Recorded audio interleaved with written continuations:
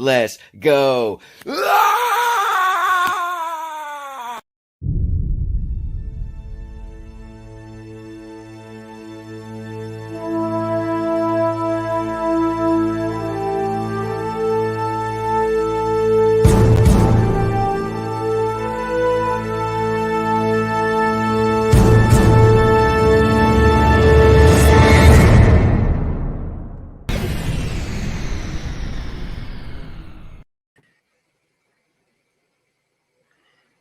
What up, Avengers? How we doing today? What's good? Yo, what's going on? Sorry, a few minutes behind and whatnot.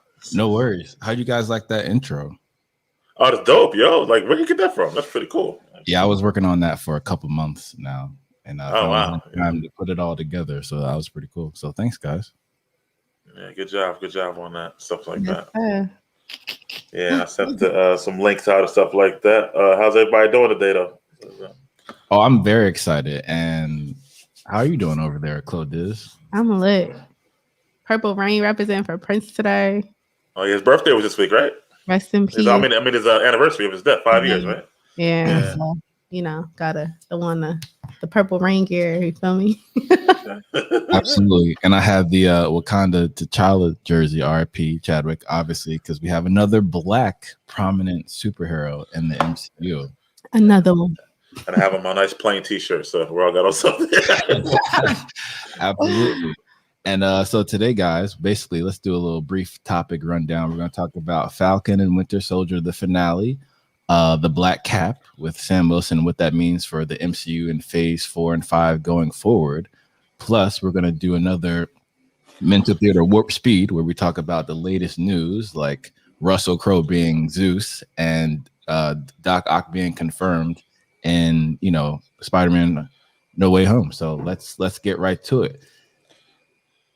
So what do we think about the series? Well, not the series, the season finale of Falcon and Winter Soldier, or as it got revised at the end, which is Captain America and Winter Soldier. Ladies first. Go ahead, Chloé. Yeah, I get to go first. Okay, so I'm gonna say I thought it was gonna be super cheesy, but it wasn't. So I like the fact that it tied up all the cheesy moments that I was in disagreement with the whole season. And I thought it was pretty dope. Like it was very interesting that Falcon was cursing. There's a lot of cursing in this episode. I know that because we watch it with subtitles. Oh. So I don't miss anything, right? But that was interesting. I like the fact that I don't know, it was pretty dope. There was a lot of twists and turns, and I did predict certain things. Like I predicted who the power broker was going to be early in the season. As soon, I gotta give Chloe this credit. As soon as she came on the screen, she was like, "Oh, that's the power broker." Mm-hmm. Sharon, wow, okay, that's a good job. Okay. So that was cool. That came true. And then I thought it was interesting how they finally, remember last episode, I was like, if they would have just worked together from the beginning, they would have defeated the people earlier. And at the end, they all came together and they fought together, which they should have been doing from the beginning. But, that happens. And I thought it was cool. And I like how they tied in, because at the end of the episode, I was like, Josh, they never even talked about the war veteran. Isaiah Bradley. Yeah, Isaiah Bradley. And I like how they ended every open storyline for me, which I feel like a lot of movies don't. They just throw random stuff in there, and then you're just like, it's like you're supposed to suspend your belief, and they don't even retouch on certain things. So I thought it was interesting. I think that Winter Soldier is gonna end up with Sam's sister. Sarah. Good. So, I don't know. I'm just kidding, because she got kids, so he might not go for that. But he had no kids. You know what I mean? That might have been a nice little story. And they want to play with his arm and hang on his arm all day. But it was good. And then even because in my head, I was like, all right, he doing this whole speech. Where's the money at? Show me the money. Well, I mean, if he's going to be capped, then that's a government contract then. So there you go. He'll have money. He had government contracts. Remember when they were able to just walk up into the building? That's true. Maybe he'll get more money as being Captain America. Yeah, he's gonna get more enough to fix that boat. Cause not as much as Walker's gonna get as being the U.S. agent. But correct. Yeah. All right, so that's just my synopsis for now. Those are my feelings. Okay. All right. Cool. So I mean, just as the episode, right? Not the series as a whole. You're asking, right? Okay. So that episode, I feel like that. I was a little disappointed in the finale. I'm not gonna lie to you. I thought it was a little. I don't want to say anticlimactic, but it was lacking and whatnot. The episode before that was over an hour. This one was 51 minutes. And you know what, Marvel, it's like 6 minutes of credits in the beginning. So it's really probably like 42 minutes, whatever, at the end of the day. And I just felt like that, like it felt rushed and whatnot. Like the fact that it started right when they're all already in New York, like ready for the thing to go down. I'm like, he just opened the suitcase up in New Orleans last episode and whatnot. And I felt like that. Carly's motivation was all over the place, and she was like, she sped up to me as like this over the top victim. Like she like her descent to madness was faster than Daenerys Targaryen. Like it was like, what the hell? All of a sudden, she's like crazy or whatever like that. Also, the Walker part, like we'll get to the ending of Walker, but that middle part, like I agree with Chloe. The fact they needed to team up together, but it seemed like he just broke his arm last episode, and they had a huge fight, and now they're just like this team. Sam, to the suit I thought looked dope. The wings are incredible. I like that, but he was getting shit by the Leaper dude at first. He actually ran away. He was like, "All right, I gotta go." Batrock. Yeah, backed off the Leaper, and he actually had to wind up running away and stuff like that. So I was just like, "Oh, okay, all right." And I don't know, like I didn't walk away from that feeling like very fulfilled. Like, oh my god! And I know it didn't have a lot of cliffhangers in the beginning, but and Sharon is the power broker. I mean, I didn't see it as early as Chloe, but I did see it, earlier. So that wasn't a little anticlimactic. I don't know. Those are my first thoughts. Like I didn't walk away that satisfied, and I did feel like it wasn't a great finale. I feel like they missed the mark to me as a finale, I would say. So. Absolutely, and Big Mike, I have to agree with you 1,000%. The word I would use is anticlimactic. Okay, 1,000%, because I felt like I knew what was going to happen, but it honestly didn't matter simply because of Falcon, Sam Wilson's new uniform. He had the shield. He was doing right. You could see the training coming to fruition because he doesn't have the super serum.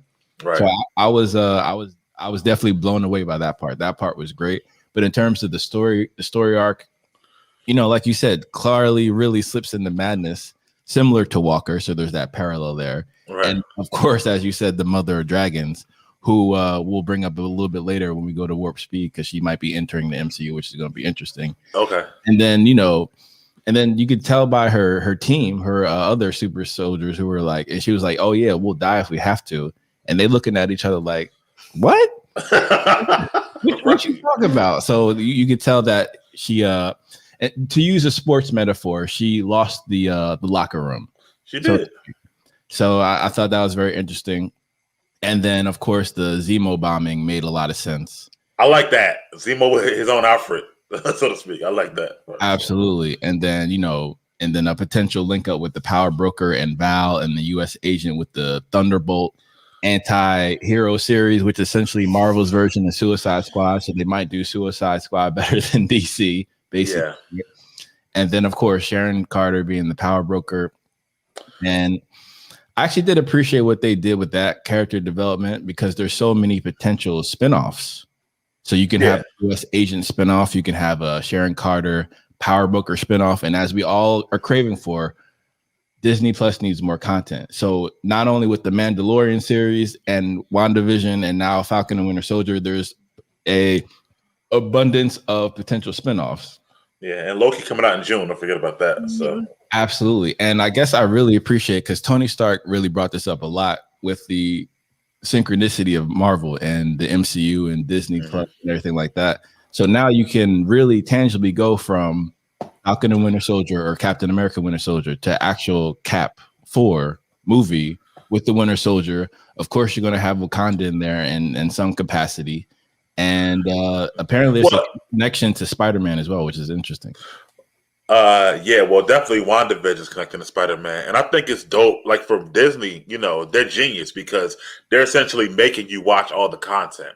Because let's say when Captain America 4 comes out, you're gonna be like, when did he become Captain America? If you didn't watch Falcon and Winter Soldier, right? So you got to go back and see how that whole thing happened. So they kind of like, making you enjoy all their content. So I think by business strategy, it's genius or whatever. So absolutely. And we'll get into this later when we talk about where Black Cap can go. But essentially, if you think about the outpouring of support that Black Panther got in our community, and now you have another Black superhero, which is a traditionally white superhero, and then you might have more people going to watch Falcon and Winter Soldier just to catch up, as you just said. I think it was I'll get to that when we get to Cap 4, but I got my thoughts on that. But as far as this episode is concerned, I do agree with Chloé about Isaiah Bradley.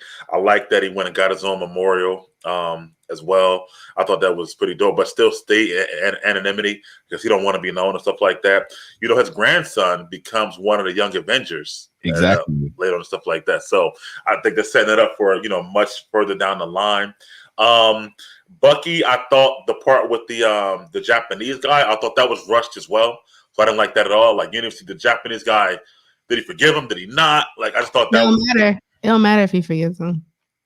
I mean, for us, the audience, it does. Not for Bucky, it does it? His son is dead. Like, it don't matter. Okay. I was just say, I agree with you with the whole fight in Falcon scene when he was fighting the dude. I looked at Josh and said, why he just waste all this time fighting this dude to just fly out the window? And then the part when they were in the street, this is the cheesy part. So I'm gonna retract my statement about it wasn't as cheesy as I thought it was gonna be, but there were cheesy moments when they were all in the parking lot or in the street or whatever. And then and those people, I guess, whatever, they were in the truck and the truck's about to fall off the building. And then you see Falcon and everyone's just staring at him like, ooh. I'm like, what the? I'm like, yo, they could have been beat her up. Like, what are they doing? And I was like, and when he was fighting the dude before he flew out the window, I'm like, what? Does this dude have superpowers too? Like, who is that man that he was fighting? Was he a regular person? He's a regular person. He's just very well trained. Bro, but he has a vibranium wings and he has like machinery. Like, why did it take him so long to fight that man? Well, he never beat him, actually. He just flew out the way. He was like, all right, peace. I'm not doing this. I'm out. Like, I got wings. Like, bro, you should have bended that. Like, I was like, what the heck is this? Like, what's going on here? And then it was. But if you go back, they kind of kept it like continuity because in Captain America: Winter Soldier, Captain America original fought that guy, and it was a tough challenge or whatever. Even though he won, and dude don't have a super serum. Captain America ain't have wings, so I guess that was their point of like, all right, man, I gotta fight you. I'm out. Handle yourself. Stay here by yourself. Like, I got things to do. And then the part where when he was fighting Carly. That was a little. I didn't get to that. Yes, go ahead. I'll let you go first. Oh, when he was fighting Carly, she's like, "Fight back! You better fight me back!" And he's just like, "No, I'm not gonna fight you." Then she died. She's about to kill him. Supposedly, I think his suit is bulletproof. Okay. I think that was just like, "Oh, is she gonna do it?" And then, who is it bulletproof? We don't know yet. And it's like, bro, of course it's bulletproof with vibranium. But I'm just like, yo, she just shot. She just had the gun pointing at you, and then she gets shot, and she gonna say, "I'm sorry." Like, what do you mean you're sorry? You are not sorry. Like, you are not sorry. Like, what is this? What is this? Like, we were supposed to feel bad for her. I think that maybe have been the line to make people feel bad for her.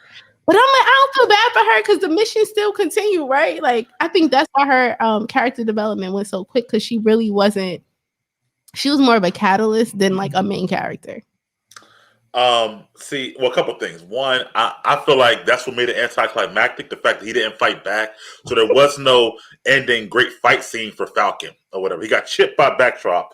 Then he flew away. And then when he comes back, he never really fought Carly either. So it's like because the movie's coming out, number one. Number two, he did have his own heroic moment when he spoke to the issues that the public. The speech was great.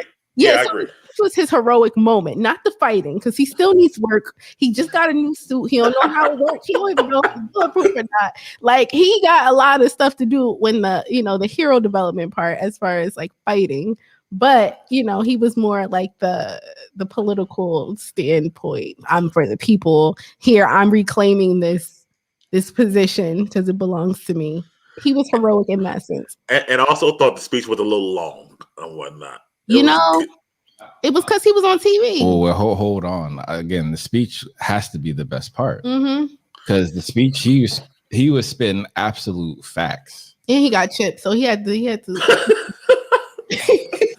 and not just that, it's truly a work of fiction, because that would never happen to be broadcast live, where he's literally perfect sound, Josh, and perfect camera view. That's ridiculous. Perfect camera view with some of the most powerfully political people in the world. Well, he did just save them from getting blown to smithereens. And I understand that, but the news agency would never allow that. I think it should have been. I think to make it more realistic, to your point, they should have had people like live streaming it on like Instagram or something with their phones. Right. That's another thing. Everybody's watching the same channel. Sarah, Isaiah, everybody watching the same. Well, no. To me, it makes sense, because just like how DC has Gotham News Network, GNN, which is their version of CNN. The WHIH is Marvel's version of CNN. So it's the main news outlet besides things like the Daily Bugle and everything else. But to me, I would say the Isaiah part I kind of saw that one coming personally. I did too. Yeah, I did too. Yeah. That the fact I would have liked him to get an actual picture of him with his uniform. Nah, bro, you can't do that, because he still can die. Like, do you understand? I was like, Josh, why's he taking them there? He's too much of a. I agree. Yeah, I agree with that. He gonna blow his cover. Well, he's just a little man now. They don't know who he is. That statue did look like him. I was like, maybe if the statue didn't look bad. But I'm like, don't stand too close to that statue, brother. They gonna get you. They got you. He shouldn't go back. I'll tell you that. Like, don't go back. Got him on camera. They know who he is now, because he took him there. Oh, that's cute. And apparently, this was a long time coming, because Anthony Mackie knew that I guess when he signed to be Falcon, that he would eventually be Cap. I mean, that's what happens in the comics. So, Marvel is very comic accurate when they can be and stuff like that. So, and I think, at that time, Chris Evans' deal already had, however many movies left on it. So Chris Evans was always going to be done after that deal was over with and stuff like that. But, so apparently Falcon is like the first Black superhero. That's what I read in the article. Like, yes, he is. Black Panther. So, Black Panther the first Black main, but Falcon is the first like Black period or whatever. Period. Even before War Machine. Yeah, they said in the article he's the first Black. So my thing is, right, I have a question for you guys who are comic book aficionados and savants. Name Levant. No. See what I did there? So I kind of parallel this to Harry Potter, right? Like, I asked my best friend Dana / cousin. She loves Harry Potter, so she always read the books. And I'm like, does the movie ruin the books for you, or does the books ruin the movie for you? I think with Harry Potter, because it's such a in-depth book, it probably wouldn't, because there's not enough time to put all of that in one movie. But with the comic books, if you read all the main storylines of comic books and you know what's going to happen, it kind of takes away, I would think, from the element of surprise. Do you agree or disagree? I guess I wouldn't agree too much, because the Hollywood studio can always go in a different direction, right? Because they've got to Hollywoodize certain things, and because that's how show business and entertainment works. Number one. Then number two, I would also say a lot of the comic book community or the fantasy community really wants to see how well the story to the screen. So that's usually the criteria that let's say the studios are being judged when they create this content. Go ahead, Big Mike. Yeah, actually, the comic community, and they get upset when it's not almost exact, because they want to see how it adapts to live action and whatnot. So, like, when they go astray, they try to, see what they're trying to do, but they rather it be as accurate as possible. So, no, even though they can know the whole story, but like Josh said, they want to see how it's done. How does Marvel do it? So okay, all right, that makes sense because I was like, when I went searching online, I was like, Chloe, don't look up too much because you're gonna be bad. Because I mean, they do change different things or whatever. Like, Falcon is like a teenager when he first comes out. He's not like as old as Anthony Mackie is or whatever like that. And he's also Falcon is a tech wizard too.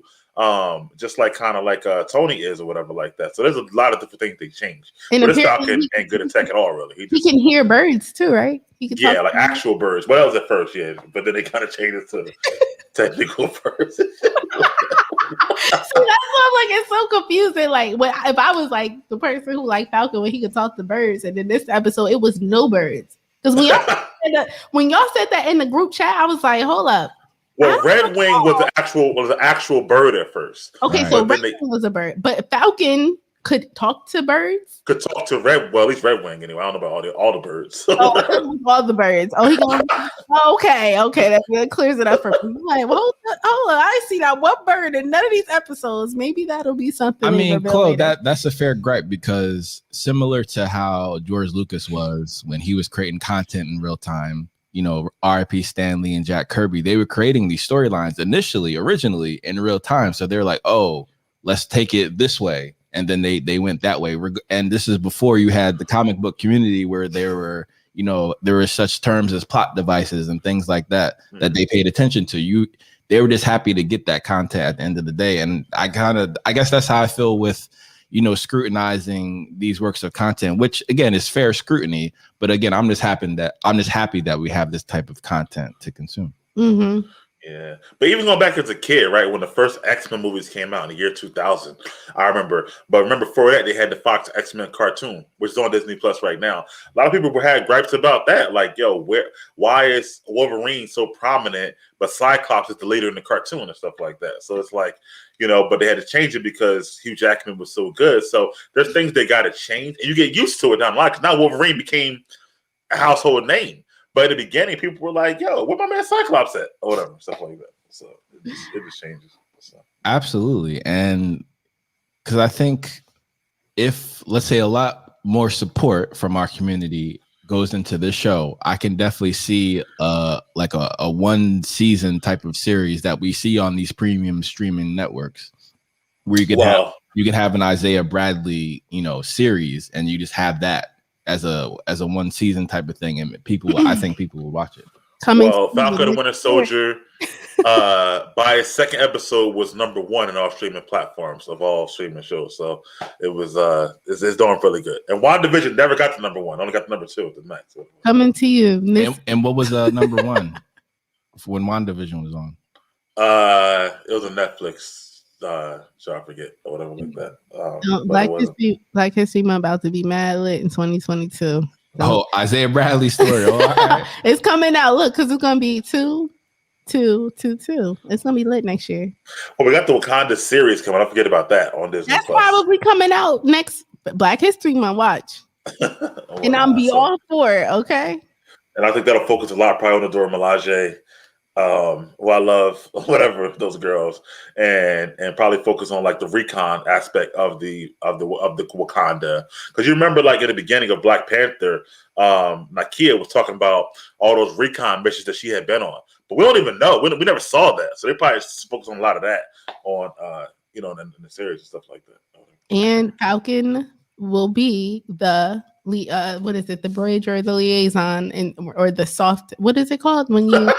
It's liaison. No, but see. Yeah. Thank you, Chloe. Segway King. I mean, Segway Queen. Segway Queen. There we go. Wakanda. Because let's just get into the potential Black Cat. Because one of the collaborations I see, because you already have the White Wolf, who has relations with Wakanda, the sovereign nation of Wakanda. Now you have Sam. They're essentially given their technological support, their blessing, their anointment of Sam Wilson as the new Captain America, because they already helped Steve Rogers as well, while he was a fugitive from the entire world. Mm-hmm. So I can see, there's going to be a lot of collaboration. And then I think what's the most powerful and awesome is that Sam can actually give that authentic philosophy that Killmonger had, the same thing that Carly had, but then not water it down, but in a way that has less violence, which is Sam's moral compass, which I think this is why he's going to make a fantastic Captain America, is because his moral compass. But he's going to be able to articulate that plight as an African American to the Wakandans, so they can see like, oh wow, this is what y'all been to. To me, I think that's incredibly interesting. 2026 Wakanda, Black Panther and Falcon. Personally, well, let me start from the beginning. Black Panther and the Black Falcon together at last. First of all, when they call him Black Falcon on the show, I crack up every time. Or whatever. I think first of all, he is the Black Falcon, so they call him Black Falcon. Period. Right? But now that he's Black Falcon America, he's a Black American Falcon. You feel me? I'll connect the dots for you. And what's the symbolism of America? Well, the bald eagle. So he's the Black bald eagle, aka. I think he's got a point where he says, "Why am I Black Falcon? I'm just Falcon or whatever." Like that. We told the kid. Nah, he is in denial. You guys don't see the theme. Well, he's in denial. He keeps pushing away what's for him. He threw away the shield. And then he accepted it back, and he's throwing away the Black Falcon, and he's gonna accept it back. Because my prediction is America gonna pull a BS again. He gonna go to Wakanda for sovereignty and you know, a place to get to his roots, and then he's gonna build a relationship with them. And then he gonna come back with the black suit with the black wings. Him and Black Panther gonna be together, an Avengers team. Blackton America. It's about to go down. Don't y'all mark my words. Save this episode. And shout out to Nate and E-Money in the comments. And Chloe, I actually agree with you though, because I do think that's a potential possibility, because that would be more realistic. That the same way he was a fugitive with Cap and Bucky Barnes during the Thanos era, right? I can still see America and the rest of the world be on their political BS, and he can do, you know, something maybe adjacent to the Thunderbolts. So he can do his own missions out of Wakanda because they have all his tech. And people keep sleeping on Wakanda, and that's intentional. That's part of the storyline. But Wakanda had Quinjets before the Avengers had Quinjets. So they were doing their own missions in a very elite way, in a very Avengers way, before the Avengers were the Avengers in this version of the MCU. Wait, isn't the shield made of vibranium? Yes, it is. Okay, so they're gonna have an origin story of the shield and say, "Hey, it actually." Bro, you got an origin story of the steel. We already know where it came from. Listen, let me talk this out so you can hear it. Go ahead. He's gonna say, "I need to find the roots of this." Because remember, he's like, it doesn't belong to me. The image of Captain America is this white, blonde hair, blue eyed. And I'm quoting from the series, blonde hair, blue eyed. That was said for a reason. So he's going to go find the roots of the shield. Because if he knew the roots of the shield, he would have never gave it back. So he's going to go to Wakanda, find his roots, understand how the shield became the shield and how they use vibranium and how it got taken into, you know, the Caucasus Mountains, per se. And turned into this image of blonde hair, blue eyes, and how he is the originator, and it actually belongs to his people. I think that's what's gonna happen. Okay, so everyone knows the shield was vibranium. Okay, that's number one and whatnot.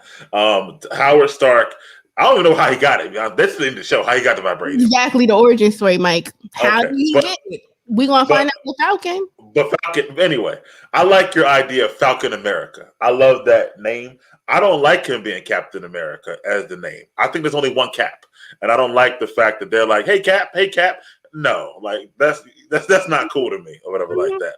He's gonna rebuke the name, like you said. He gonna rebuke that. He gonna be like, "Nope."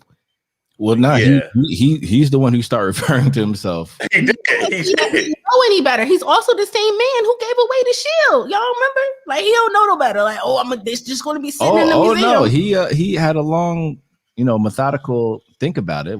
Exactly. Self-assessment. He was like, And I get it. In the comic books, he became actual Captain America, but I don't like Captain America as a moniker. I like it as kind of like that's this person.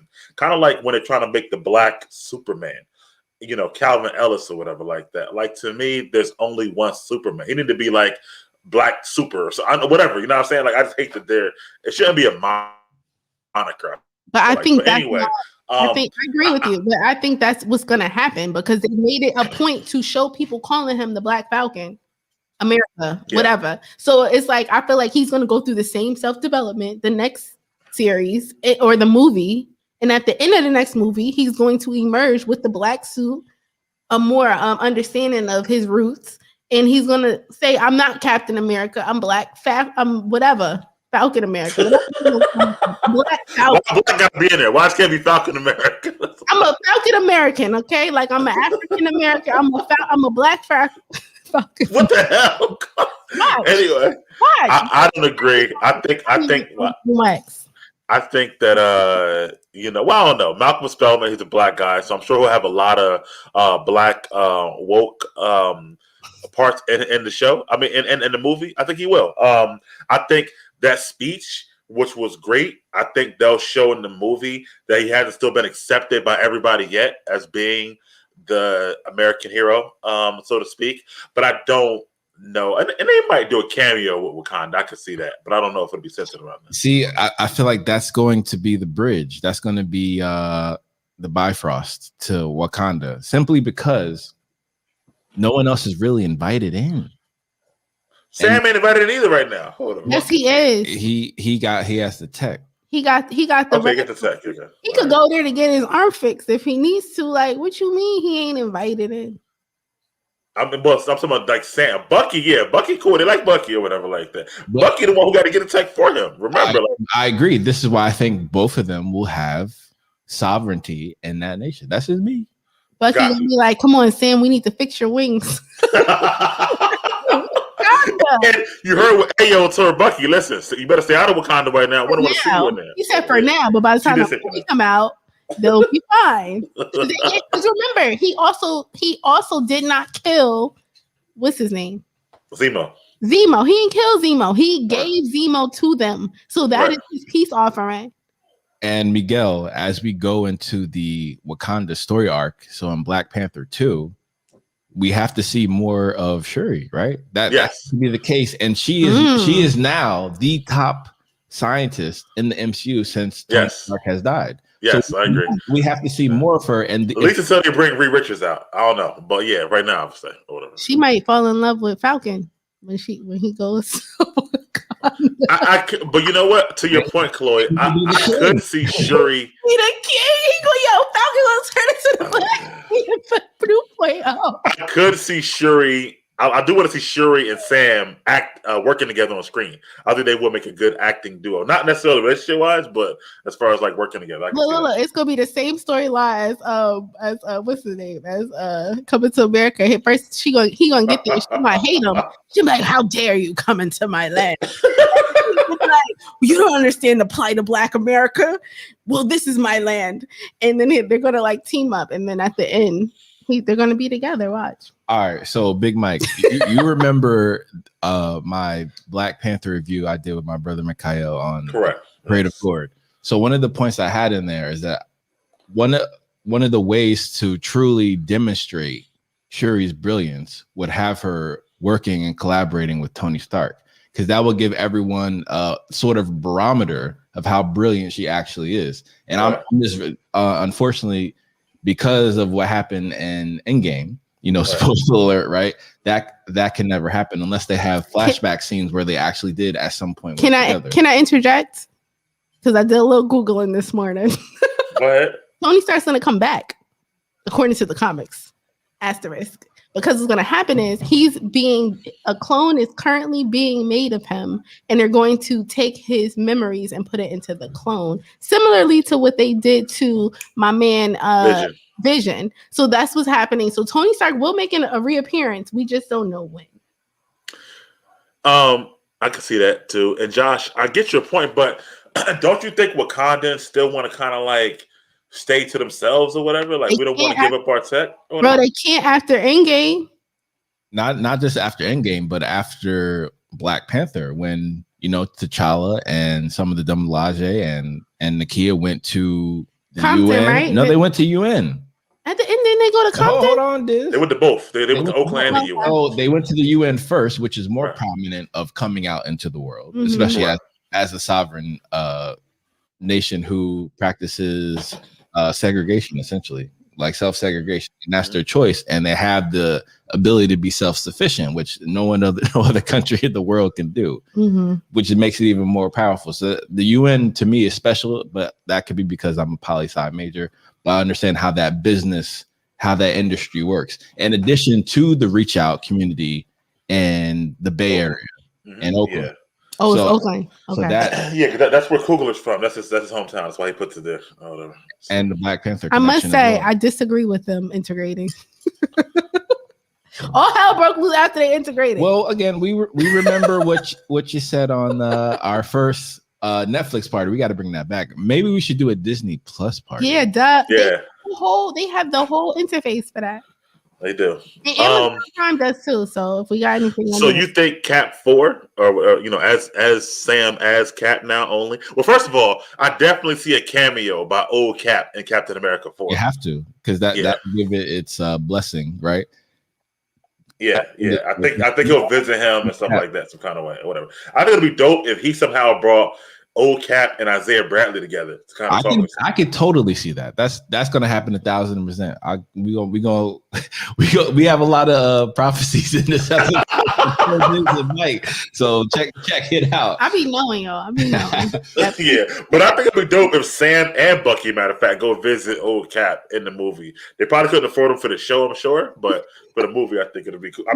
So again, that's my question for you, Big Mike, because how filming works, unless you're going to film both at the same time, if they do a Cap 4 movie, then you're not going to have a Captain America or Falcon Winter Soldier season 2 until a certain time. So after, unless they film 2 seasons back to back at once, where they can release both the show and the film at the same time. But unless you, to me, scheduling conflict, I'm not sure if that's going to happen. It was only 6 I think, me personally, I want the suit to do more, or whatever.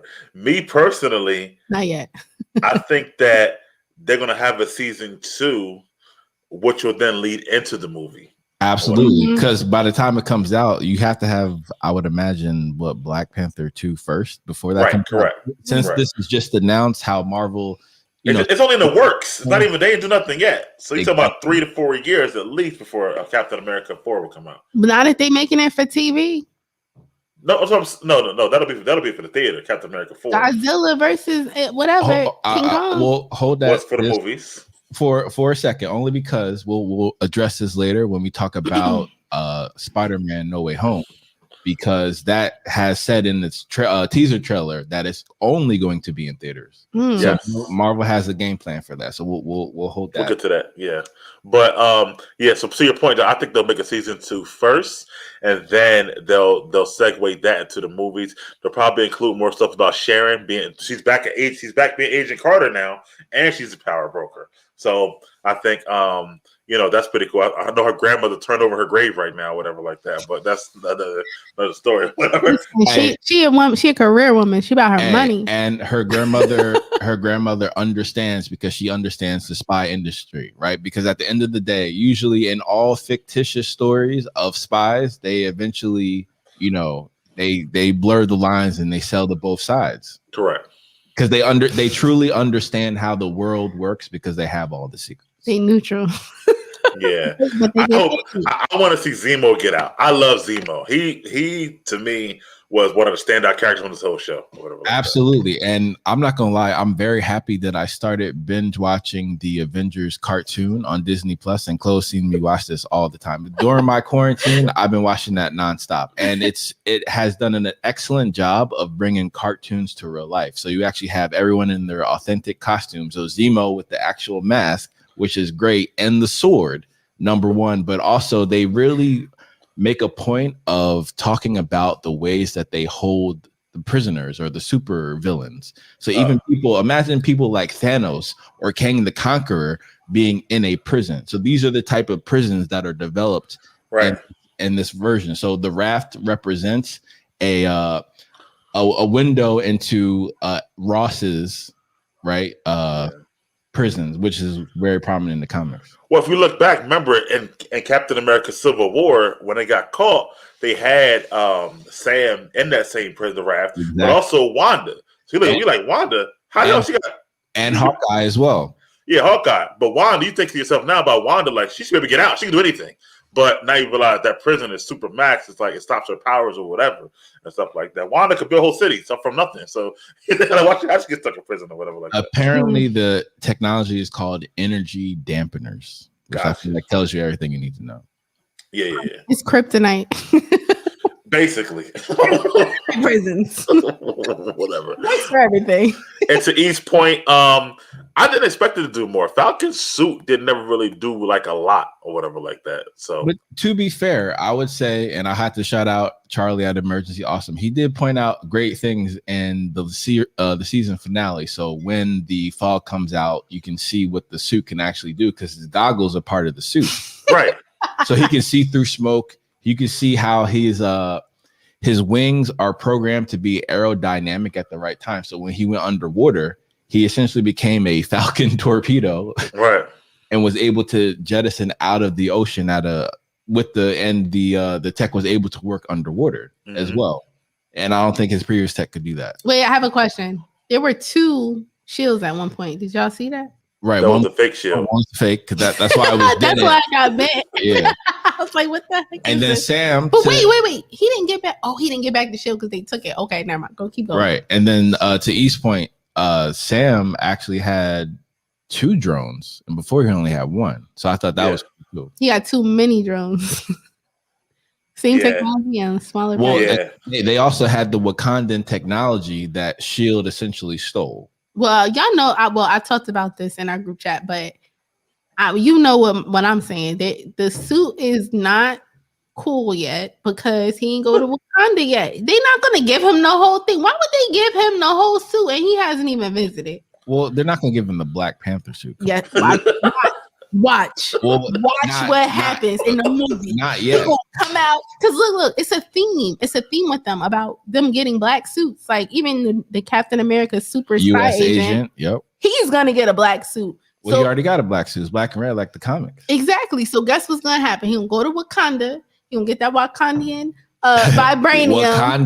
Wakandan vibranium. It's gonna be flowing through that suit, and then E-Money, you're gonna have what you wanted. But they can't do that in the series. They gotta do that in a movie. Have to do it in the movie. Like they didn't even reveal his technology in the series. Like Michael, they didn't really. It's probably. I'm sure there's more to it. To your point as well, and whatnot. Because remember, Spider-Man's suit that we saw that Tony made, it was all types of crazy once we finally seen him in his own movie and stuff like that. Yeah, he just put the suit on and then went out there and fought people. And being around these 2 amazing prophet, I have thus decided to turn myself into Josh Stradamus. Are you ready? So just like as Mike said, there's going to be a second season to lead into the film, right? So the second season is going to have Sam coming to terms with his decision that Chloé brought up. He's going to have some internal conflict. He's going to have to go home to Africa and to Wakanda and learn more about the Shield and kind of that character arc. To me, this makes the most sense. And then those are the type of things that you can have in the actual film. But in the season, it's the same format. It's his day to day. Okay, I got you. So maybe he'll reach out to Bucky and say, "Bucky, I need you to take me somewhere," because Bucky know how to get. He got the coordinates and whatnot, so he can get him there. There was only 6 episodes.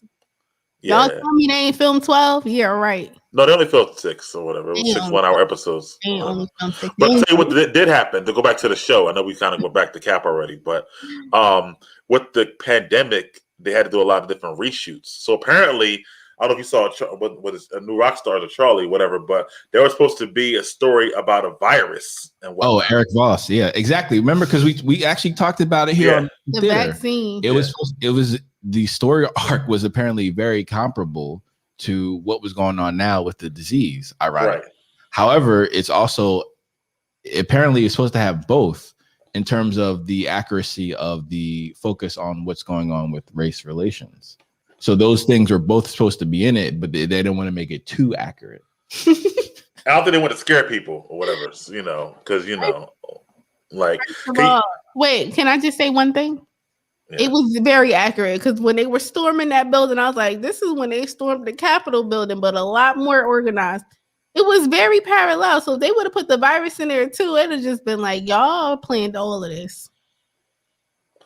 Yeah. I think I can't imagine a movie like Contagion coming out today. It would scare the hell out of people because there is an actual virus in the world. So I think they just said, you know what, let's eliminate that altogether. They had the whole Capitol. Like when they stormed the Capitol, it was because they wanted to stop a vote and what happened in Winter Soldier. Same thing. Yeah. It was that thing, bro. Like it was way more organized. That's another thing too. I like that they're showing us a lot of post blip in the Winter Falcon and Winter Soldier in like 6 months. Look, remember, WandaVision was only 3 weeks later, so that's kind of like fresh. But this was 6 months later, so you see what happens when people try to come back in the world. Like the guy made a point too, where Sam kind of got quiet. He was like, well, "What about people who were gone and they come back and now their house is gone or whatever, or now their job is gone? What do we do about them? Whatever." Stimulus check. Now, when I think about or a blip check, right? Now, when I think about the initial release format, which is supposed to be Falcon and Winter Soldier first, and you're supposed to be presented with this post-blip world, which is, I think, a fantastic strategy after Endgame, as you're alluding to, Miguel. However, the fact that the pandemic forced them to switch things around, and now WandaVision went first, and that's only 3 weeks. Now you can actually expand further and further away from the blip. So like how you're saying, you're bringing it more into its own world, its own universe that you can conceptualize. And then you're able to go back in history with Loki to when it was actually going on. So you're essentially in the films on the TV show, which is, I think, brilliant. Yeah, because there was actually supposed to be, speaking of that, one of my little sources told me there's supposed to be a post credit scene with Zemo and them forming the Thunderbolts with Yelena Belova, who's the Black Widow's sister, in this show, but they moved it to the end of the Black Widow movie instead and whatnot. So, exactly. And shout out to the little birdie Charlie. Yeah, what is Charlie? Or I got a lot of stuff I watch now, Josh. It's crazy. I put in hours on this stuff now or whatever. So now that's what I'm talking about. And I have to shout out the comments for those who are listening on the podcast. So that's my bad on that. So E Money said, he is Cap now, referring to Sam Wilson, which is dope. Nate Dizzle said Blacked in America, which is hilarious. That's definitely going to stick. E Money also said, I wanted the suit to do more. I understand that. We just went over that. And E Money just said, but I wanted them to try and rip the wings off and the wings cut whoever grabs them. And again, I feel like that's going to happen. It's kind of like, it's like it's essentially Sam Wilson's Captain American origin series now. That's essentially what it has become. It's his origin series of becoming Captain America. So I think it's going to be very interesting after season 2, as we talked about as Josh Radamas and the Prophets here, and then going into Captain America 4 in 4 to 6 years, however long it takes. I think there's certain things that can happen in order to kind of talk about essentially happen the way that we said, except I don't know if they're going to be able to have a third season the same way it comes out on film. So a similar situation was with Benedict Cumberbatch, who is Doctor Strange, absolutely.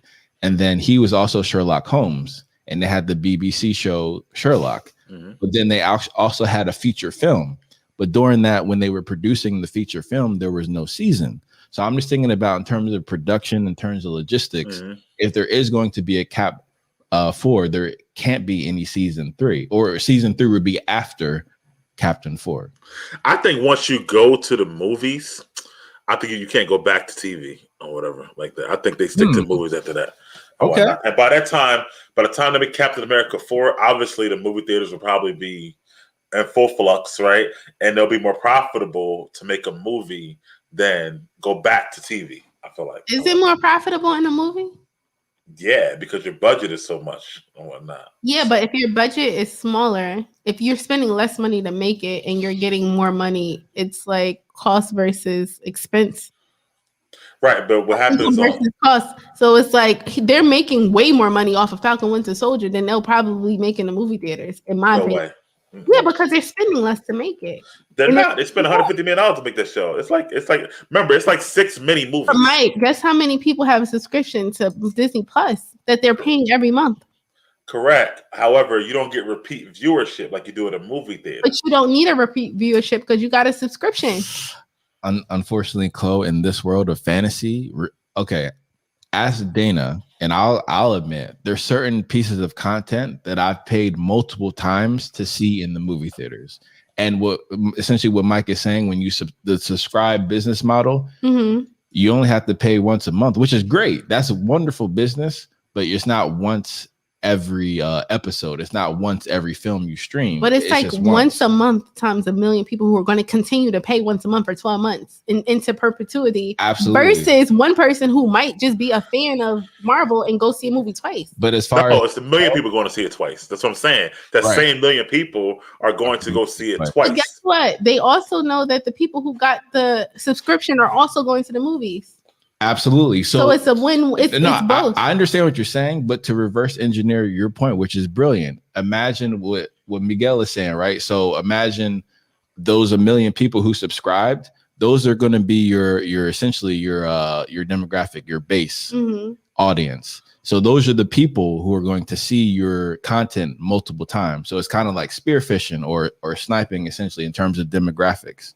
So imagine people like ourselves who would actually pay multiple times to see it in theaters, even though we would binge watch it. So you're equating the habit of binge watching to applying it to box office and movie theaters, and then that's more revenue coming in. I mean, I also think that it's a multi-stream marketing plan, essentially.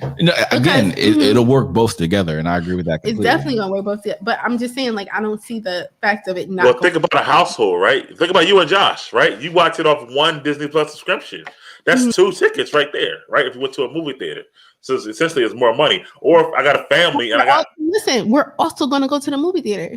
No. I get that. So it's like it's not like one or the other, Mike. It's like both. I get that, but again, the movie theater brings in the casual fan, which is every entertainment source's main goal is to get the average fan. With sports, is to get the casual fan. With things like this, you get the casual fan, but you get the casual fan with content like Endgame and Avengers: Infinity War. So that's how you get the casual fan. So this is why I feel like you'll get more money that way, because not only you'll get the ticket, but then you'll get a subscription on top of that. Yeah, well, it's kind of like how kids movies, right? Why there's some more profitable stream at the movie theater, because a kid needs their parent to go to the movies. That's an additional ticket. Where at home, I can sit you down and watch it. I ain't got to watch it myself or whatever like that. So it's kind of like the multiple people on top of multiple viewers. The theater will always make more than streaming. It's. And then we see unless there's a pandemic and all movie theaters are closed. No, exactly. but again, we see how reliant the movie theaters and the box office business is on these movie theaters and studios, because their margins can be so terrible that they're not pandemic proof. Well, but when they're open, they're amazing. Now they're pandemic proof. Like I said, I just sent in the group chat, which will be another outing, Mike, if we can get this first one together. Because if not, I quit. We'll get it together. It's not my fault. Relinquish my position as event planner. But you can rent out an entire movie theater for $150 to host 20 people. Yeah, I did that. I did already. Yeah, so I mean, like, there's always going to be streams of income, essentially, for movie theaters. However, like, I mean, they made it better for themselves because of the pandemic. The pandemic helped the movie theater industry, period, because people have the choice now to watch it at home. Only for this year. Next year is going back to theaters only. No, I disagree, because people are still going to be afraid to go to the movie theaters. Why would you cut off a stream of revenue that you don't even have to really pay anything for? Well, like, look at Disney. Only because, as the stats are alleging, apparently there's going to be at least a vaccine for every single adult American. And people still going to catch it. And guess what? Oh, well. And Chloé, you're not looking at the whole picture. Like these. Max. Look at HBO Max. So I'm going to use them as the prototype. Go ahead. Godzilla and versus King Kong is in movie theaters. Correct. So if you can afford to rent out a movie theater, you're going to take your friends to go there. If you're scared to catch the coronavirus, or you're going to take your risk to go and at a regular screening, or you can watch it at home. Why would they cut off the online? Because even with so the first quarter revenue numbers came out, right? Mm-hmm. So even with the Snyder cut, Godzilla vs. Kong, the little things or whatever, Warner Brothers only still has I think they gained 5 million subscribers in the last 4 months, which is not a lot or whatever like that. It's because if it was only in theaters, do you know how much money Godzilla vs. Kong will make versus it being able to stream as well? You're thinking of short-term gains. There's a difference between short-term monetary gains and long-term monetary gains. it's like, would you rather take the annuity and get paid X amount of money for this amount of time, or would you rather take the lump sum? So yes, agreeing with you in that sense, but I'm thinking long term because these companies are long term. But Disney's a listen, long-term company. They are not thinking of short term, like, oh, we need to get this movie but out. listen, Godzilla vs Kong, right? Let's forget that. Okay, so next year Warner Brothers is going to be theaters only at first, and then after 45 days it'll go to streaming. So they'll get both. They'll get the theaters only first, and then they still get the streaming, but just after 45 days and whatnot. That way the theaters get more time to kind of flourish or whatever and stuff like that. So it's never going to be only theaters forever. It'll get to streaming, but it won't be day and date anymore next year. What I'm saying is because of the pandemic, it'll never only be theaters ever again. I agree with that. It's like jobs working from home. Like, no, you can't take a snow day. Work from home. I agree, but it won't be the same day like it is now. It'll definitely. I feel like for certain things it might be. For certain things it might not. It depends on how much money they spent. Well, again, I think everyone is speaking facts, and I appreciate that. But I would just say respectfully that it's. Have we ever seen, number one, a $1 billion show? I can't think of one unless you're talking about, DVD sales and things like that. Maybe Game of Thrones would get there, maybe, but most people stream things now, so they're not actually getting the DVDs unless they're like a Dr. Sheldon Cooper, respectfully, right? And then you have the aspect of the movie industry alone is a $9.9 billion industry, so it actually makes more money per year than an NFL, which is outrageous. So there's no way you can make up that type of money, which is only available at this specific venue with, streaming. It just doesn't. It's not possible. Yeah, it's definitely not possible. But I would say that even when you look at the math, right? So if the average movie ticket, let's say on a premium, like an Avengers event, or Black Panther or whatever, right? Let's say $18. Mm-hmm. That's the average. And then some of the average theater is 200 to 300 seats. Mm-hmm. So 18 times 300, that's 5,400, as opposed to paying $150 for 20. Correct. And the other part, Chloe, one thing I want to talk about, the actors, the directors, they all have back-end deals, right? When they sign these contracts. So, and they get the deals based off of the movie's profits, how much extra money that they can make in and stuff like that. So they need the theaters to be able to pay these back-end, Josh, what I'm talking about, but to be able to pay these back-end deals that they make with these people. So the streamers, again, I think it will be there, and we'll get it faster than ever. Chloe, to your point, but the day and date thing, it won't be there after next year. I don't feel like. So. We'll see. So, what do you got next, Josh? And next, we actually have the mental theater at warp speed. So we have 30 seconds to give our take about certain news. So one of the cool things that I found, and I had no idea, was that Julia Louis-Dreyfus. It's Louis Dreyfus. Excuse me, Mademoiselle. Yeah. Pardon, Madame. Yeah. I'm a big Seinfeld and Veep fan, so that's I know. Oh yeah, Veep is great for the first 4 seasons. Correct. Yeah, it fell off. Yeah. So apparently, she was snuck in to the set every day in a hooded cloak, similar to how Star Wars is doing their thing as well, which I appreciate. So I'm sure not even either fans and or other cast members that she was actually being part of it. So it's kind of like how Vinny Chase says, like, I didn't know what happened until I saw the thing. Right. That's pretty dope, actually. Yeah, that's pretty cool. That just goes to speak on Kevin Feige and Marvel and how, they're trying to keep things secret. It's amazing that they still can in this world, certain things or whatever like that, because the vultures are out. The people want to know. Like, Chloe, to your point, Marvel fans, they don't care about spoilers at all. Like, they want to know what's going to happen, what the plot is, who's in it. Like, they want to know everything up front. So Feige has to do a great job. And all the actors have NDAs. Like, they can't say nothing without being sued and stuff like that. So, it's pretty dope they were able to hide it. Claudiz.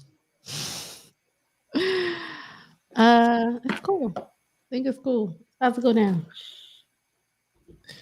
It is about to go down, and I'm actually very curious to see what she has in store for the U.S. agent.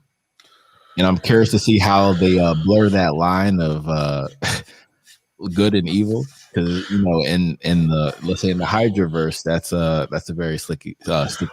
Well, I will say this: he lost his pension and his job, but like you said, he's trying to get more money from this organization, I guess, so to speak, than he would have as regular U.S. agent. And again, I actually have to applaud Marvel again, simply because they are causing awareness for things like PTSD. I think that's one of the main phrases Chloé was screaming out was like PTSD. You could see like they made a great, the director and the cinematography. I think they represented PTSD very well, because Carly, Walker, they were definitely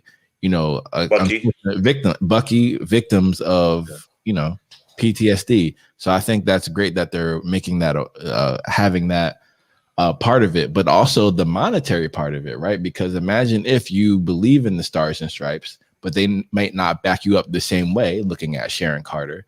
So then you have to blur the lines, be like, hey, you're not standing for what you recruit people on. So that, I think that's the element of having the soldiers, because you have that recruitment service, and then what are you going to do after? Right. So are you going to be a mercenary, or are you going to join corporate America in this way? Kind of like how War Machine and Rhodey and similar like that. Because I can't wait to see Rhodey and Sam Wilson, Captain America, teaming up. I think that'll be fantastic. Yeah, speaking of his show, Armor Wars, Rhodey show, which is also going to be on Disney Plus. So that's pretty cool. Okay. Yeah, Armor Wars, where he's like people, I guess, are going after a lot of Stark Texas. He's gone. Yeah. So Rhodey's supposed to be like looking, like, I guess, investigating everybody who's trying to get a hold of it and stuff like that. So now that is dope, because that's one of the main things that happens in the comics, because I'm learning from watching the Avengers Assemble show. Yeah.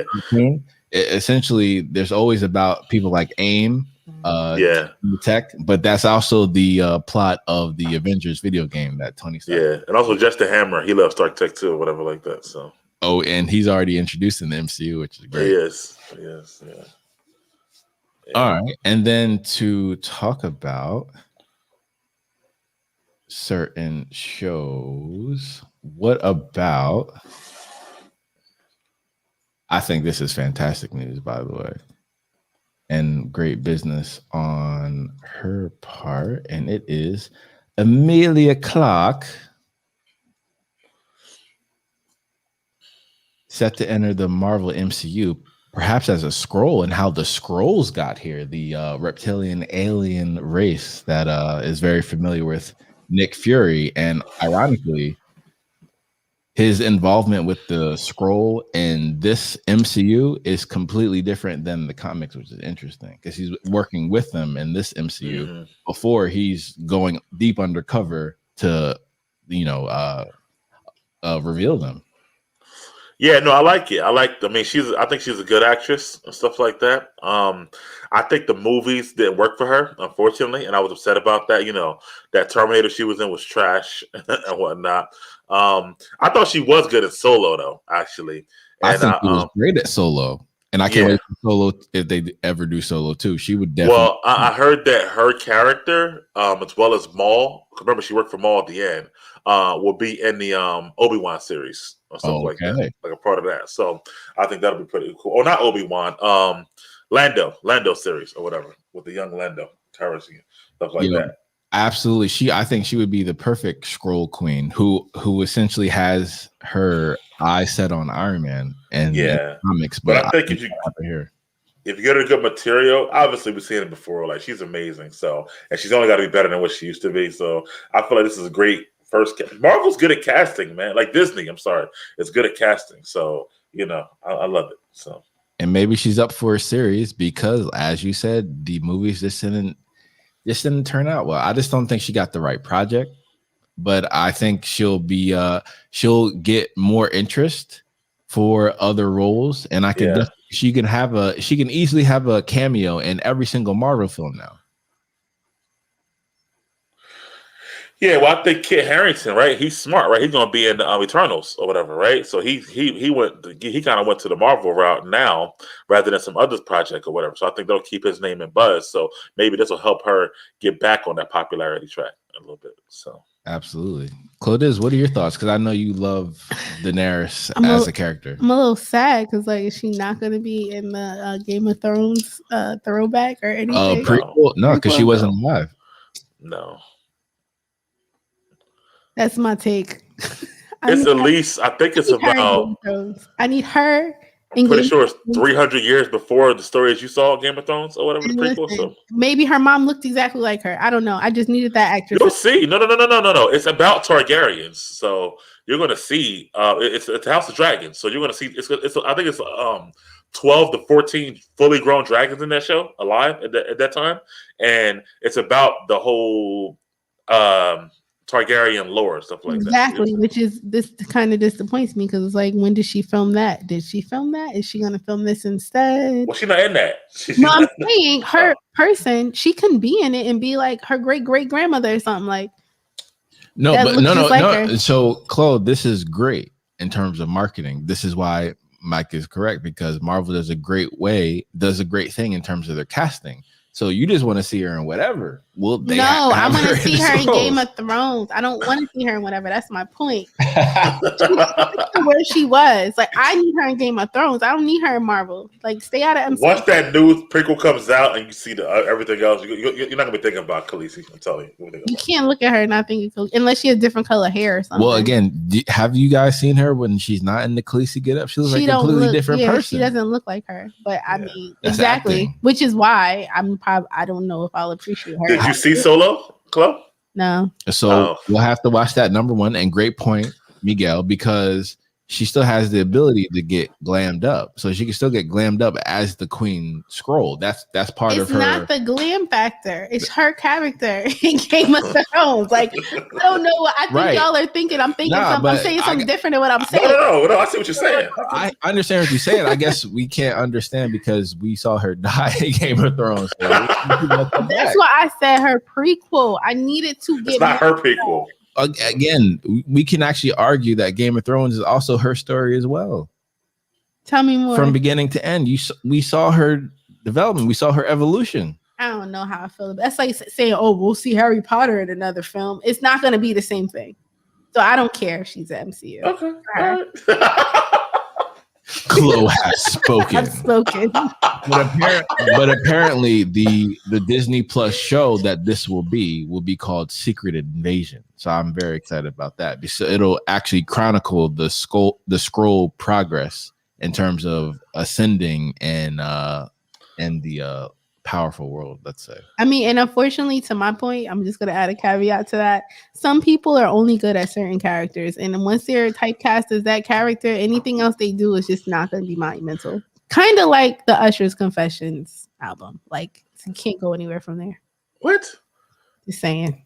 I mean, first of all, that was way off topic, but that's how I internalize it. Like, certain people are going to be they typecast. Like, look at I agree with that. So anything else they do is just gonna be like, It won't be as good, but I think she really was good at Solo. But you'll watch it, I guess. But and Usher made good music after Confessions too, by the way. But that's not here nor there. They make number one, did it? Okay, so he was rocking to Love in His Club. Stop like he wasn't. Not the album. Okay. The single was lit. Okay, so the next topic is Mortal Kombat. Miguel, did you see it yet? I did. Yeah, I watched it. Don't say nothing crazy. I can give you a non-spoiler review, but I did see it. Are you sure? A non-spoiler in 30 seconds because we're. What are you watching it though? You don't know? Okay. Streaming. Huh? You said where are we watching it? No, when? When are you watching it? Yeah, possibly today. Because we're doing a spoiled discussion tomorrow on the Big Mike and Little Ashley. I thought I plugged that at 12:30 tomorrow, stuff like that. But anyway, no. So I'm not a huge gamer, as you know. I played Mortal Kombat growing up, but not recently. So I can't give you was it like the game right now. So I'm happy. I'm looking at it from a movie perspective rather than the game perspective. From a movie aspect, I thought the fighting was let me think. I thought damn, it's tough. Mm-hmm. The fight choreography to me was not great. I'm not gonna lie to you, but it did have some awesome visuals and awesome scenes. I thought it was on a $50 million budget. If you look at it and if you watch it, you can tell it's on a $50 million budget. I think it needed some more money, honestly. Certain actors, it wasn't consistent with the acting. So certain actors were really good. Certain actors were trash or whatever like that. So I don't really like that overall. And I thought that, I like that they retcon. I know gamers won't like this, but they retcon the story so it fits better as a movie. So that kind of worked for me as well. And I would say it's worthwhile. It didn't blow me away. Yeah, I'm with you a little bit. It felt like a little bit rushed. It didn't blow me away. Like I left it like, oh, okay, something to watch. Like I haven't watched a great movie this year, except for maybe Snyder Cut. But that's a reboot. So I don't know. I haven't watched a great movie yet, but I thought it was okay. I think you guys will like it. I would love to hear Chloe's take on a lot of different things or whatever like that because she's hilarious. But yeah, I just felt like it was worth watching. Wasn't very blown away by it. If I were to give a quick rating, I would give it like a C minus. Me personally. Damn. Do you think it'd be better if you saw it in a movie theater? You know what's funny when it first came on and you see that New Line Cinema, right? And when they show it, it shows it a little bit frosty like Sub-Zero. That's not a spoiler or whatever like that. I was like, man, I wish I was in the theater watching this. But then after I finished, I was like, happy I go to the theater watching this or whatever. So what you say? So yeah, I feel like that. So. By the way, Miguel, did you hear what John Campea had to say about it? No, what do you say? What Camp say? All right, let me run it for y'all. It's very interesting, actually.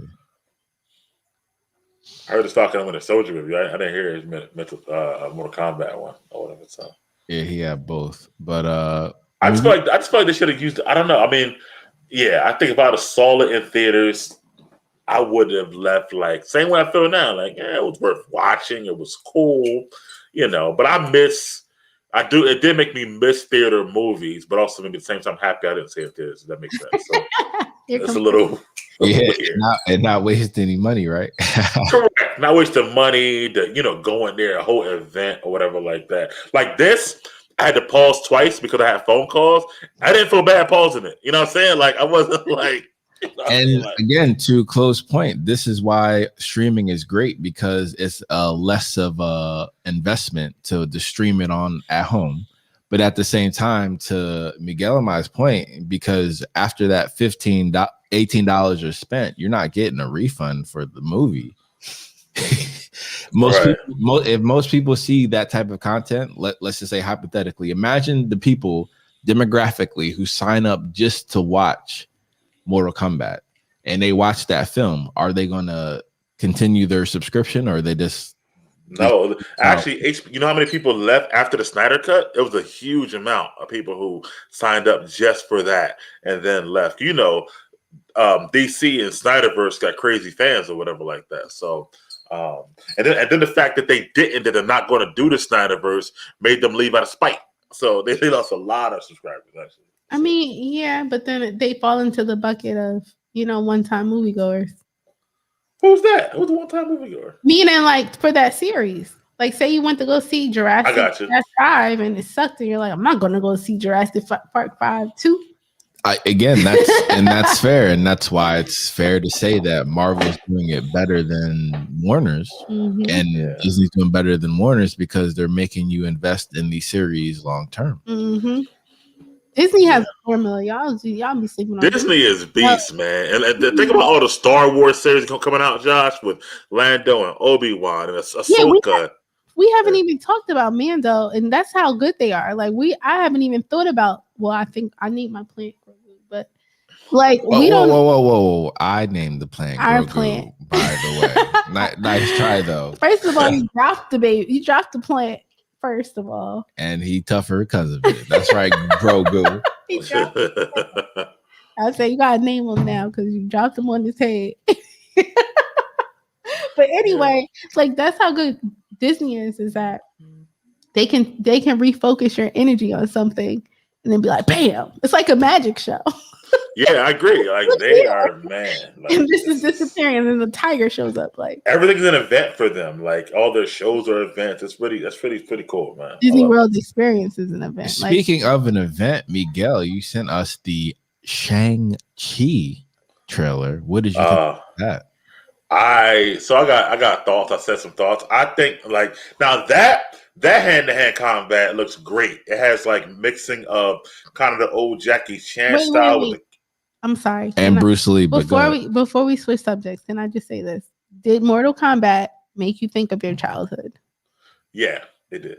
Okay. So I'm gonna watch it just because of that. Because I loved Mortal Kombat. Because there's certain things in the movie they do exactly from the game. You're like, oh wow, or stuff like that. So I think it was pretty cool. Or the movie, wasn't there a Mortal Kombat movie? Yeah, right. It was. Or the movie, yeah, both. But they've been a joke, unfortunately, to the fans, right? So I just hope that this film does it justice for the fans who truly love Mortal Kombat. Because I was never one of those people, but I felt bad for the response to Mortal Kombat the films, and similar how it was for Green Lantern. Well, I don't know, Josh, because the main character, and this is not a spoiler in the trailers, he's not in any of the games. It's really for the movie. So I don't know how the gamers feel about that or whatever. So there. But it makes sense actually. But you know how gamers are or whatever like that. So we'll see. All right, sorry, I need to know. No, you good. Oh, Shang-Chi, I'm sorry. Actually, Shang-Chi apparently is pronounced. Shang-Chi, excuse me. Yeah, but it's that hand-to-hand looks great. It looks like Jackie Chan, like I said, Bruce Lee. Also, Crouching Tiger got elements of all that stuff and whatnot. And Matrix, yeah. And the Matrix, which I think it's directed by the Matrix directors. No, choreographed. The same fight choreographers were from the Matrix, actually. I think that it's I like the story, with the 10 rings. It's dope how the 10 rings have been around in Marvel the whole time. We just didn't know, stuff like that. I see why they put the rings on the wrist rather than on the fingers, even though it's in the fingers in the comics and the cartoon. And they look dope. I see why they did it, but I think I would have rather had them on the fingers and stuff like that because each finger does something different. So I felt like that would have been more pronounced rather than have all the rings the same color on the wrist or whatever like that. But I think fighting wise, they might need them on the wrist. I like. Mike, 1 second. Let me just interject here. I don't think you could talk about anybody rings until you watch the Lord of the Rings. Oh my god! I'm gonna just say that. I gave you a week. A week to watch three movies? You actually gave him months. We mentioned this months ago. Months. To watch 3-hour movies? You know what? It's probably closer to years now, Miguel. No, I don't think so. I'm triggered when I hear you say rings, Mike. I'm just saying. Oh my god. Anyway, I won't say rings again, but Shang-Chi. Now, I said this in the chat and other chats.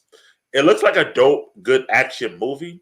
But I don't see it like for some reason doing the same thing as like a Marvel movie would do, as far as the buzz or theatrical box office and whatnot. Now I know the Marvel name, like Tony said, will get people in there, but I don't think the casual fan, like my mother, who would go see who would go see a Captain America or Iron Man or a little kid who would want to go see somebody who want to go see Shang-Chi. Like, who the hell is this guy? I mean, I feel like that's going to be hard. So. Now, again, that's fair. I would ask respectfully because I feel like this is his own genre, right? Because, this is Marvel's inception of Bruce Lee. Correct. The character, the person. He was created after Bruce Lee, correct, yeah. He was inspired by Bruce Lee. So correct.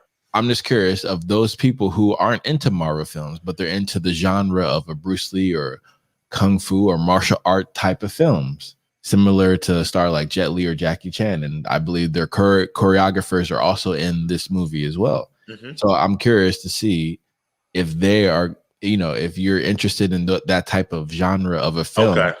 and you have, let's say you have a respect for Marvel. You might not be deep in the MCU like us, but you have a respect for Marvel and the content that they create, where they can get a casual fan on certain aspect and they'll still be entertained. And imagine them having that impact in this genre, which is going incredibly unrepresented in Hollywood. Okay, I agree. I have two questions. This is going to be on what channel? It's gonna be in the theaters. Probably gonna be in theaters. So it's yeah. gonna be in the theaters, right? So just FYI, I think everything after 2022, after Spider-Man, which is 2021 and Christmas, but 2022 is going to be all theaters. That's their plan. Okay, so I think if it was on TV, they probably reach a wider audience if it's streaming. So they probably will stream after, like you said, and that will reach a wider audience because I can't see certain demographics just going to the movie to see this movie. That's what I said. Let me just say this, because the second thing is, unless it has like a black actor, kind of like Rush Hour, I don't think your mama's gonna go see it, Mike. Right, exactly. I agree. She won't. Yeah. But if there's like a series on TV prior to this that would get people interested in it, maybe your mom might go see it if she watches Disney Plus and has a subscription. Number 3, if your kids watch it and they like it on TV, then you probably will go take them, and then they'll get the adult kid thing, price for the tickets. But if all they're doing is just gonna put this thing out in the movie theaters, I agree with you, Mike. I think it's only for a specific demographic, and I agree with you, Josh, about people who like martial arts. And to be fair, the demographic that likes martial arts usually goes into films in droves.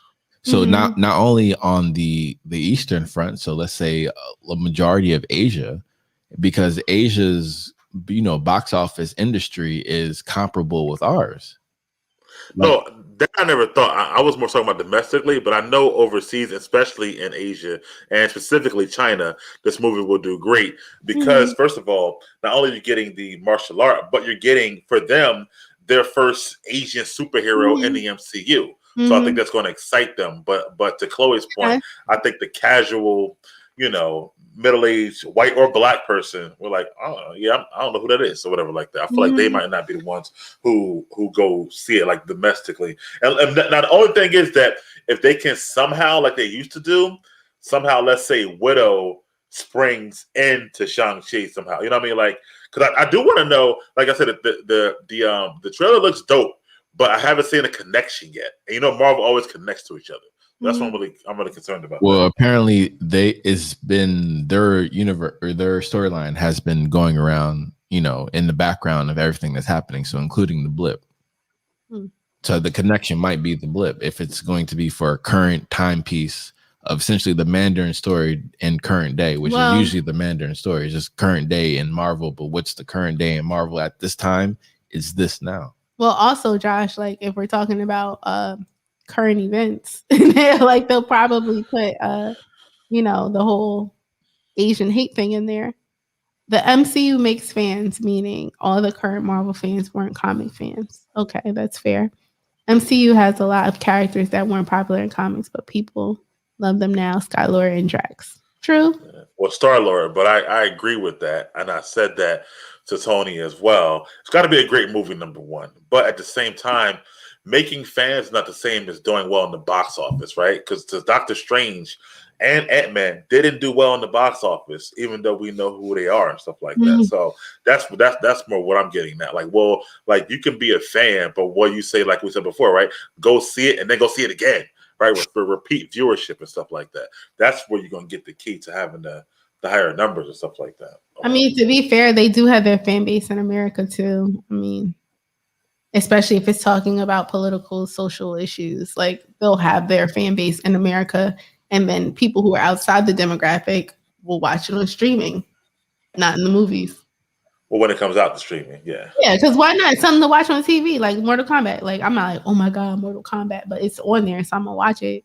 No, I think, like I said, when it gets to streaming, you might get more people. Maybe, I don't know. So, but you'll definitely. I think it'll be hard in the beginning. Now we'll see as they keep marketing it, right? It's not coming out till September, and how it builds up. But what I saw just far away though. Huh? It's not that far away. Like that's true. After Falcon, and then June is gonna be Loki, and then after June, I don't know.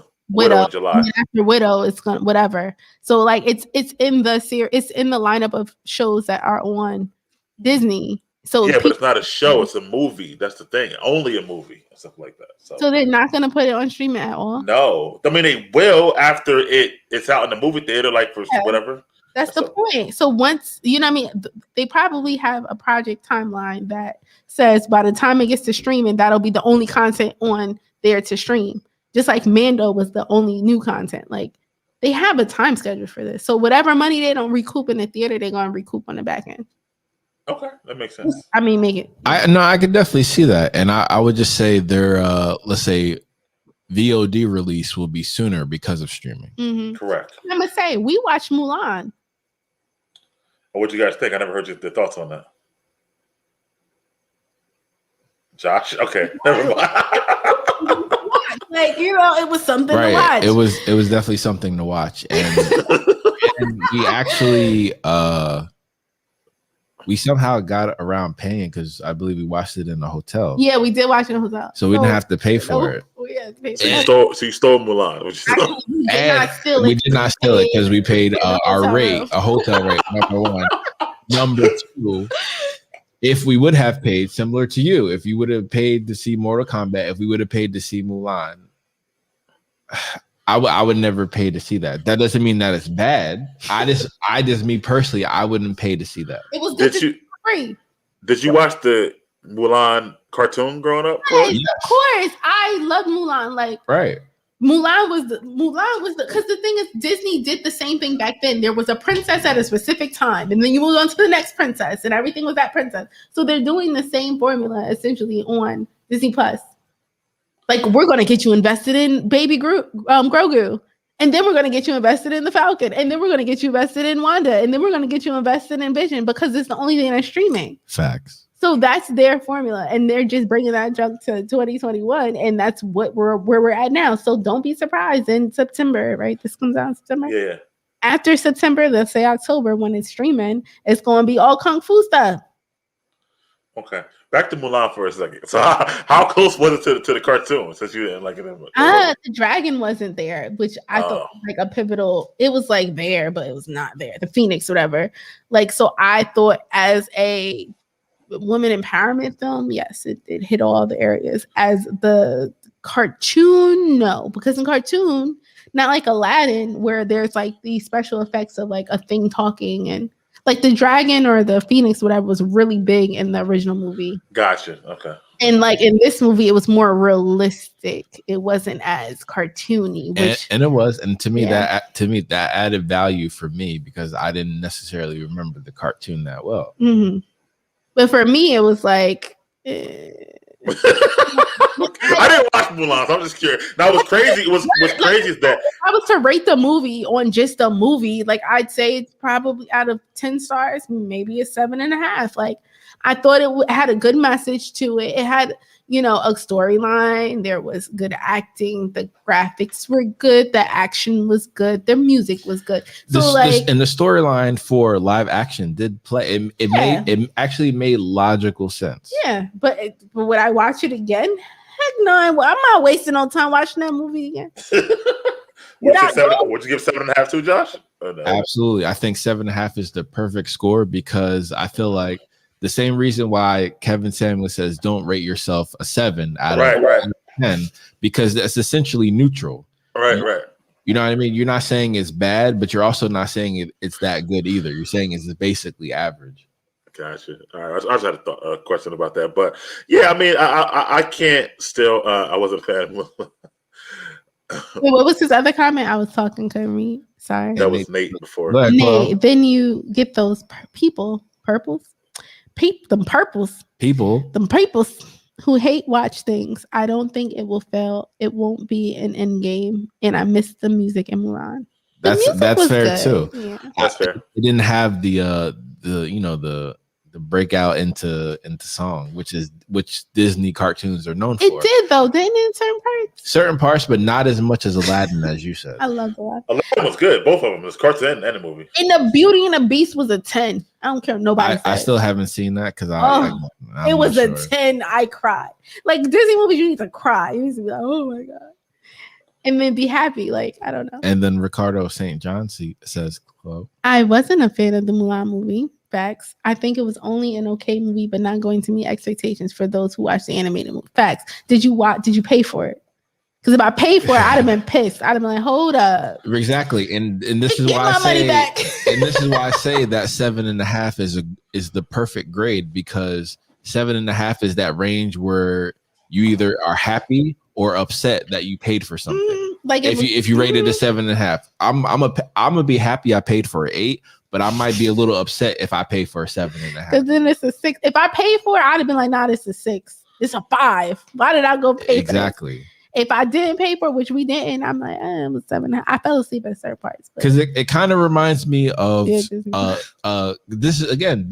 why the box office is similar to NFL, because it reminds me of sports fans, because after your favorite team loses on Sunday, you're like, oh, fire the coach, bench the quarterback, right? Just simply because you invested in watching that piece of content. Now, in terms of box office, you literally have to pay to watch the content. So if you watch that content and go to the movies and pay for popcorn and pay for everything else, the concession is robbery. And risk your life.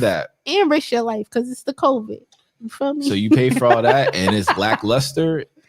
You can't get your money back, but that's the feeling that you have, and all that energy is given to the piece of content and not exactly the movie theater, which is why their margins are so slender, because that's their purpose, is just to, broadcast the content basically. Yeah, don't pay your money for that. Some certain things are made to be watched at home. Yeah, I might check it out one day. But anyway, I'm a fan, and I'll definitely be for Shang-Chi, or Shang-Chi or whatever. Like I said, the action does look amazing, so I'm gonna see it. But Josh, let me ask you a question, Josh. With Widow being the first movie coming out, and then Shang-Chi, and then Eternals, how much, I guess, excitement do you have for the next phase of Marvel after the Cap Iron Man phase is done? Now, I'm willing to give it a chance, but will it inspire me to see it in theaters is the question. And then is it going to be blaxploitation? Like other Shang-Chi? Well, no, it's going to be Asian. Not John, whatever the movie, Shang-Chi. I'm talking about Marvel moving forward. Oh, yeah. Blaxploitation. Because, Wakanda wasn't, but now they're bringing in social issues. There really was it was like a little bit of social issues in Wakanda, but not really. But Falcon, they tried to put it in there. So I'm just like, as long as it doesn't turn into this, blaxploitation thing, I'm with it. Okay. I'm interested to see what happens, because these next few characters aren't like such mainstream and whatnot, but they are trying to give everybody their due. Falcon and Winter Soldier, now Shang-Chi. Then you got Kamala Khan, Miss Marvel, that'll be next, stuff like that, which will represent her demographic and stuff like that. So I feel like they're trying to give everybody, a chance. But I'm interested to see how overall these shows and movies continue to do. Absolutely, because I think this is essentially Marvel's plan was to get into every demographic. Mm-hmm. Correct. In terms of comic books. So now we're seeing the same, demonstration or the illustration on cinema and streaming. So we'll see how each demographic goes, because as Miguel said, one of the next stories is Miss Marvel, which is Kamala Khan, and she's of Pakistani descent. And she was one of the main characters for the Marvel video game. So you actually play her. You start with her. It's essentially her story arc. So they started with the video game. So it's going to be interesting to see people who followed her from the Stadia Avengers and the regular Avengers, Marvel's Avengers on the video game front, like Tony Stark Jr., and then seeing her come to life on live action. So I think that's going to be very interesting as well. I mean, if they're smart, they hit every demographic. Like I said, the first mental theater I was ever on was watching Miles Morales. No, that was the second. Oh, the second one I was ever on was watching Miles Morales, and they're like, "Oh, that's fan service." I'm like, "No, it's not." Like, y'all need to hit every demographic because that's how you get paid. Even with that though, I still don't agree. Like, okay, I agree to hit every demographic, but even with that, I don't feel like Miles Morales have to be Spider-Man. He should be whoever the hell else he's going to be. Bro, but he is Spider-Man. His name is Miles Morales, and he is a Spider-Man, just like the pig was a Spider-Man, just like the anime was the well Spider-Man. Again, just to bring it full circle, we kind of all talked about how we didn't want Sam to be Captain America. Correct. No. same thing for me. Like Peter Parker is Spider-Man to me. Like I just feel like there's nothing wrong with adding characters, but why they got to be a version of something that's already there or That's whatever? because people die, especially if they're not eternal. Like if But- you're Superman, there shouldn't be another Superman because doesn't he live forever? But if you Batman, you're gonna die eventually, so you gotta pass the baton. No, Batman is still Bruce. There's no other Batman but Bruce Wayne. Bruce Wayne is Bruce Wayne. Just saying exactly, but eventually Bruce Wayne's gonna die. Then there's no more Batman. I mean, I've never seen Josh. Is there another one that I know about? Or? Well, there's Yeah. there's the game Gotham Knights, which is coming out, which is the life when Batman is dead. So we'll see what happens. Right? Okay, we'll see what happens. Or whatever, like that. So like I feel you, Mike, because that is a storyline. Like, okay, the Batman is dead. All right, You know, let's okay. let's go through these comments, Chloe. Go ahead. I Go give ahead. Ricardo. I give a lot of movies more credit simply because they're good movies for streaming, but would have been pretty upset if I paid to watch the theater. Facts. Wasn't Mulan and almost? Yes, it was 30 on Disney Plus. Oh, it costed money? I didn't even know. No. That's what I'm saying. That's why we didn't pay, because we watched it in a hotel. But if we would have watched it with our subscription now, we would have had to pay $30. Okay, that's why we need Blue Marvel. As a comic fan, I've been waiting for Samus Cap. True. Yeah. Right there. Pass the mantle. There's always a past mantle. Yes, there's another Batman. Batman Beyond. Yup. Batman Beyond. You feel me? So it's like if you're a super, But I would rather see Black Adam than a Black Superman, right?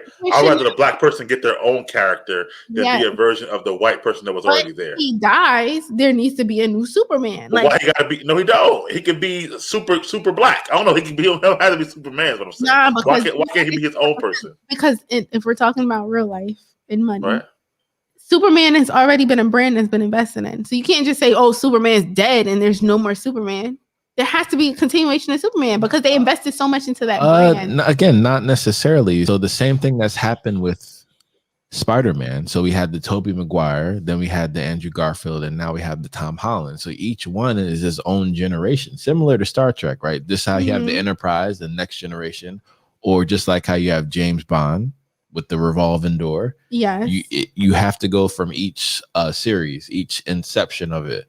Yes. And that's how you do it. So at this time, and your example, Chloe, that this current inception of Superman is done.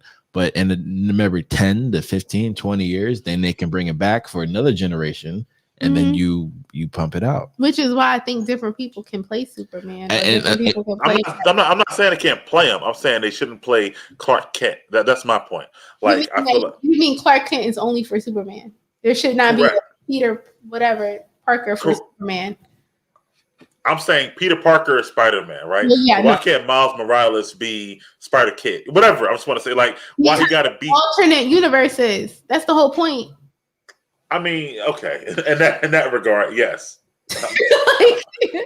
No, that's not the whole point. Because Sam is the same universe, it's not alternate universe. He just Cap. Which is why he's not going to be the Black Captain America. Well, hold on, guys. Both of you are correct because Spider-Man was traditionally one of the main characters that had the multiverse. Yeah, it's a multiverse. And again, it's more esoteric because the spider has eight legs, and then it's kind of like having the fabric of time and doing things like that. So that's why the spider specifically is usually connected with that. Correct, and that's fine. So that's why that's more because it's a multiverse, right? And they had, what was that old lady named, Josh? I forget her name, but she was like Madam Widow, I think her name was, or whatever. Okay. She was the one who like spread the multiverse out for Spider-Man. But Captain America is in one universe, right? And then Sam's in the same universe. Right. I thought she have his own name. Just be like you said. I like your name, Falcon America. That's fine. Yeah, but don't be walking around saying, what's up, Cap? It's only one Cap. Like, right. Let's see what you forget. What you're failing to acknowledge is that the USA gave the new Captain America. It's a brand. So it's like, so you're the face of Chanel, and now you're the face of Chanel. Like, that's the problem. I feel like though that was they monetized the Captain America. They branded the Captain America, and that's why there was multiple Captain Americas, because it was a brand and not a person. And apparently they're going to do the same thing with Black Widow, right? With her sister. Right, but that's different, right? Because that was the whole. They were a part of the Black Widow program in Right. Russia, so they're all Black Widows, honestly, and whatnot. Technically, yes. Yeah, Yeah, he's a yeah. Captain America So, too. so that's Again, what happened. I said, oh, go ahead, Josh. no, that's I guess that's why I feel like Marvel is doing it so well, because they're even having us talk about this argument within the comic verse, which is a conversation in the comic verse, like which path should you go on, and they're incorporating that into their content, which I think is brilliant. I think it would have been dope even to your point, Chloe, if Sam would have been like, if somebody said like, "You Captain America now?" Nah, I'm not Captain America. I'm Falcon America, or whatever. Be his own self or whatever. Well, he only did that because America knew it. Someone had to fill that role. So if in the beginning of the movie or the series they didn't say like, "Oh, we're filling this role of Captain America. He's a new Captain America." Sam would not have even had to say that, because everyone would have been like, "Oh, Captain America actually died, and this is who's taking over now." But in a sense, the government made it a position where you pass the baton. So like this Captain America is here until he dies, and then there's going to be appointed a new one. Because remember at the end of this season or the episode, people were asking him like, "Oh, did the government appoint you the new Captain America?" Yeah, I remember, and they appointed Johnny Walker. That's where the screw up was at. I think, and even John Walker, right? He got not John Walker, but Wyatt Russell, right? The real life, he started getting death threats and emails like, "There's only one Captain America," or whatever like that. Like that's how people take to like Cap is Cap, whatever. I think so. I thought he should have been somebody else. And they monetized him and turned him into a symbol. Which, remember, the whole theme was that Captain America was a symbol of America. Right. And again, I look at it the same way that Jurassic World, the first one, kind of did with Verizon Presents the Velociraptor, the Indominus Rex. So they're intertwining the fabric of reality of what would happen in corporate America if this was happening in real life. This is how it would happen, and I feel like Jurassic World did that with Verizon Presents, and this is what essentially both you guys are talking about, is that Captain America is a brand that we use for propaganda, because remember, Cap was the person pointing saying, "I need you to enlist." If we go back then and Marvel lore, he's the one on the Uncle Sam poster. Instead of Uncle Sam, you have Captain America. Yeah, he's the one they used to fight the Nazis and stuff like that way back when and stuff like that. I get it, but I think at some point, I think he was originally farmed. He was right. They gave him the whole serum to be a symbol, right? You're Captain America against the Nazis, yada yada yada. But I think at some point, Steve Rogers became Cap, like they're one or whatever. Steve Rogers is Cap is Steve Rogers or whatever like that. So it is what it is. They did it in the comic books, but I just wish they didn't do it, because it just don't feel right where Bucky's like, all right, where Bucky's like, good job, Cap, and I'm like, and again, I understand what you're saying, Miguel, but Marvel, as Chloe was saying, is already laying the groundwork for doing this anyway. So now we see that it's probably going to be Shuri who takes the mantle as the Black Panther. And then that's happened in the comic book. So Marvel has already done this already. I agree. Everybody's everybody. I agree. You know what I mean? Like if they want to do the Riri Williams Iron Heart thing, you know what I mean? I'm cool with that. But if they get some new guy named Joe Johnson, he's Iron Man now. Like I'll be like, nah, man, you ain't Tony, bro. Like that would bother me. But I think that's the main part, especially with us as fantasy comic book fans, is that certain actors will allow to take that role. So if it's not that, that actor doesn't have that same prowess as Robert Downey Jr., and they've said that they were thinking about, not the saying that this is confirmed, but the rumors were they were thinking about Tom Cruise or Ryan Gosling as a Tony Stark going forward. But again, this is what I'm saying. Like this is in that inception of Tony Stark, you would have a Ryan Gosling as that role going forward, and you have a new storyline with that. But the way that Marvel is doing things now, they're combining the entire story arc of phase 1 to phase 4 to phase 5. So after, there is going to be a certain time where the phases are going to reset. I agree.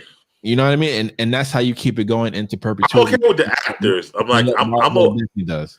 I'm okay with the actors. I get that part. I just feel like the I got that club from you, the article, but I'm just on the inside. Like I hate that. I know it happens a lot in the comic books. I just wish that, because to me, the last thing I say, to me, Captain became his first name. Right? He was no longer Steve Rogers. His name was Captain America to me. Because he taking that role at that moment. So you just fell in love with that character, essentially. What happened? Say it again. I said because he's taking that. Can you hear me? Yeah, yeah. Okay, because he's taking that role at that point. You feel me? Yeah. So it's like, of course you're gonna love that person. It's like you just you see you have a physical image of someone in your head when they say a certain name. But like to your point, of course you're gonna be like, this is not the real Cap, because the real Cap is whoever. And then they put a new person in, but eventually the younger generation they're gonna be looking at your Cap like that's what Cap. Well, like, you feel me? So it's like Josh was saying, like into perpetuity. Like this is how they keep it going. But I do like the fact that you can have several Captain Americas. I do like the fact that you're gonna have several whoever's, because for Spider-Man specifically, like he can't be the only person that got bit by a radioactive spider. So like Into the Spider-Verse, it showed me like, oh, okay, this makes sense. I love it. That's one of my favorite movies. Like Into the Spider-Verse. I think it's dope, actually. I think that it's gonna be lit. I think if Into the Spider-Verse did not have Peter Parker in there as well, and just Miles Morales. He did have Peter Parker. You remember? It did. No, it did. That's made me happy. He's saying if. Yeah, if it did not, I wouldn't think I would have liked it as much. Whatever. It was just like, okay, we got Miles Morales now. I like that they showed this. They put him in there because they knew people don't like to let go of what they're comfortable of. That's okay. There you go, Chloe. That's true. So they're bridging the old generation to the new generation, and then they shake hands with each other, and they become a team, and then now it makes it okay. Which is what they're gonna do for Black Panther. I'm just saying. All right, Chloe, can you read these comments, please? Still was the Black Superman and the death of Superman. So I did see that. Yes, like the Shaq movie. Still. The Black Superman is Val Val-El. Okay. Cap is not his name. He is Steve Rogers. Exactly. He's Steve Rogers playing Cap. He like to play Cap. You feel me? It's a title like Dread Pirate Roberts. Yes, it's a title. It's a position. I don't know who Dread. I'm gonna Google him, but again, and they were part of the Super Soldier program, right? And Isaiah Bradley, I believe. I'll be right back, guys. I gotta Elijah's the grandson. Go ahead, Chloe. Yeah, Elijah's the grandson who becomes whoever else or whatever. Like nice, Elijah. There we go. But to me, it's like, all right, if the name, because from watching this cartoon, which is fantastic on Disney Plus, The Avengers Assemble. I think I watched a lot of that or whatever like that. So I gotta watch more. Yeah. So they have Cap, but again, you can tell there's a difference between Cap and Steve Rogers. Cap is how he's presented to the world, right? So the same way that in the MCU and other aspects, even DC has this element where since they are vigilantes, some people don't approve or accept their presence, and they kind of hate on them for that type of thing. So to me, it's different because Steve Rogers kind of is his own person. That's the reason why he was chosen to be Captain America, was because of his spirit.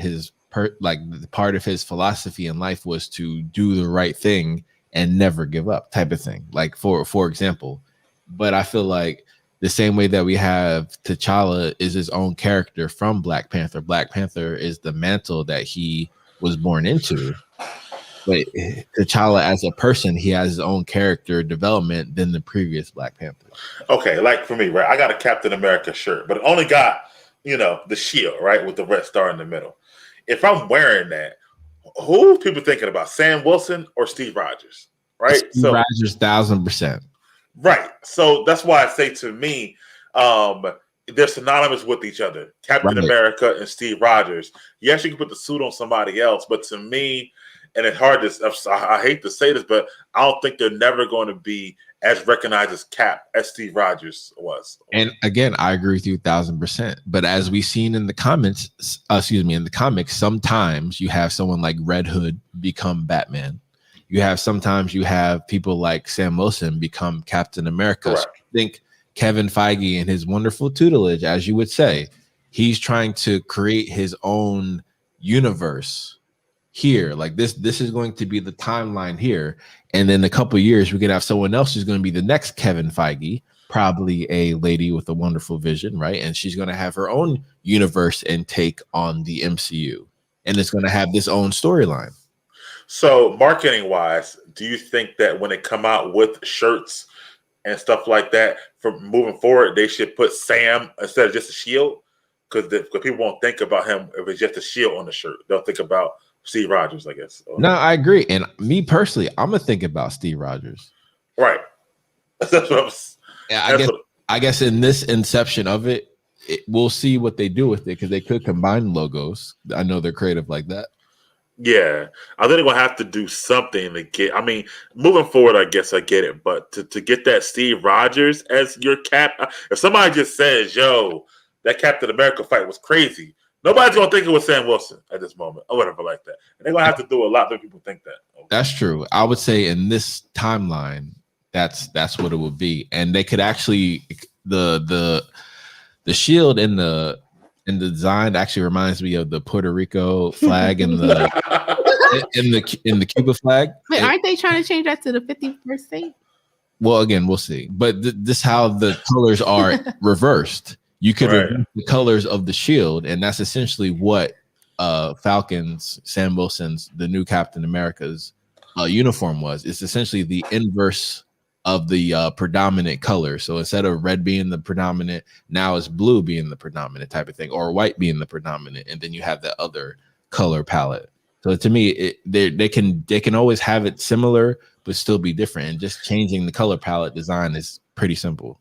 And the other thing is, before I let this go, is that in the comic books, when Sam becomes Cap, Cap comes back, and it's almost like Sam gives it back, like, "Yeah, I'm holding this for you."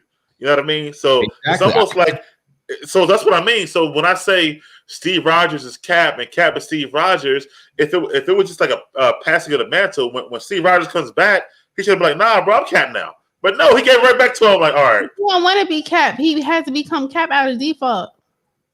Right, like he's not gonna let anyone else mess up this title. Right.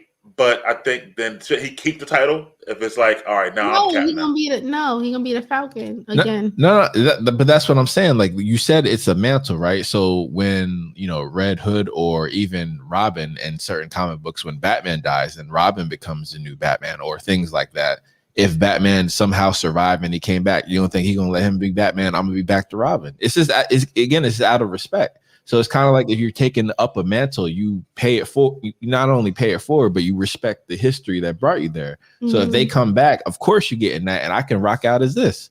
But don't that mean that they're the true Cap or true Batman at that point? No. There again, is no true Cap. Well, again, I am agreeing with you, Miguel. Okay. I'm saying in this inception of the MCU, we'll see what they do with it. Right. I got you. The true Cap. I think y'all were led. Oh no, it's always Steve Rogers. There's no other Iron Man. Let me say this. Y'all were led to believe there was only one Cap until America took over and said, "Nope, this is monetized now. This is my ship now." And by the way, thank you, E-Money. E-Money says, "No, in the comic books, Cap sent U.S. agent to take the shield from Sam because Sam was fighting a different fight, and Cap said that's not what it's for." Exactly, because the OG came in. Well, it's interesting because also in the cartoon, Sam is actually a mercenary. So in that storyline and that multiverse, let's say, Sam is on the mercenary side, similar to where Bucky was. He was fighting with Bucky. So again, it's similar to how he was a fugitive. So technically, there's still something happened where he was a fugitive, according to the governments, but he was still fighting. But in another storyline, Sam is actually working as a mercenary and getting paid similar to the U.S. agent and things like the Thunderbolts. And then you have things like that. So there's so many different ways you can tell these stories and how they can exist simultaneously. So the multiverse is actually making a tangible way for you to jump through time in the MCU and have different stories. Movie-wise, it'll be all entertaining or whatever. But like I said, if somebody can come back, or even like he said, send somebody to take the shield, like, give me that back. That means you were never the true Cap in the first place. I'm sorry.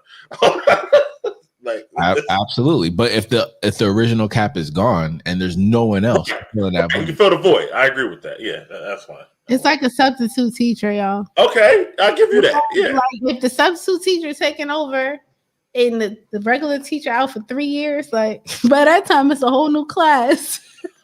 But you ain't gonna come in the middle of the school year and say you the teacher now. Like, nah, where were you in September when we were learning the names? Nah, the substitute teacher, if they got some clout, they're gonna be like, I'm the captain now. Exactly. The substitute teacher it depends on when the person comes. The person you can take over. Let me tell you something.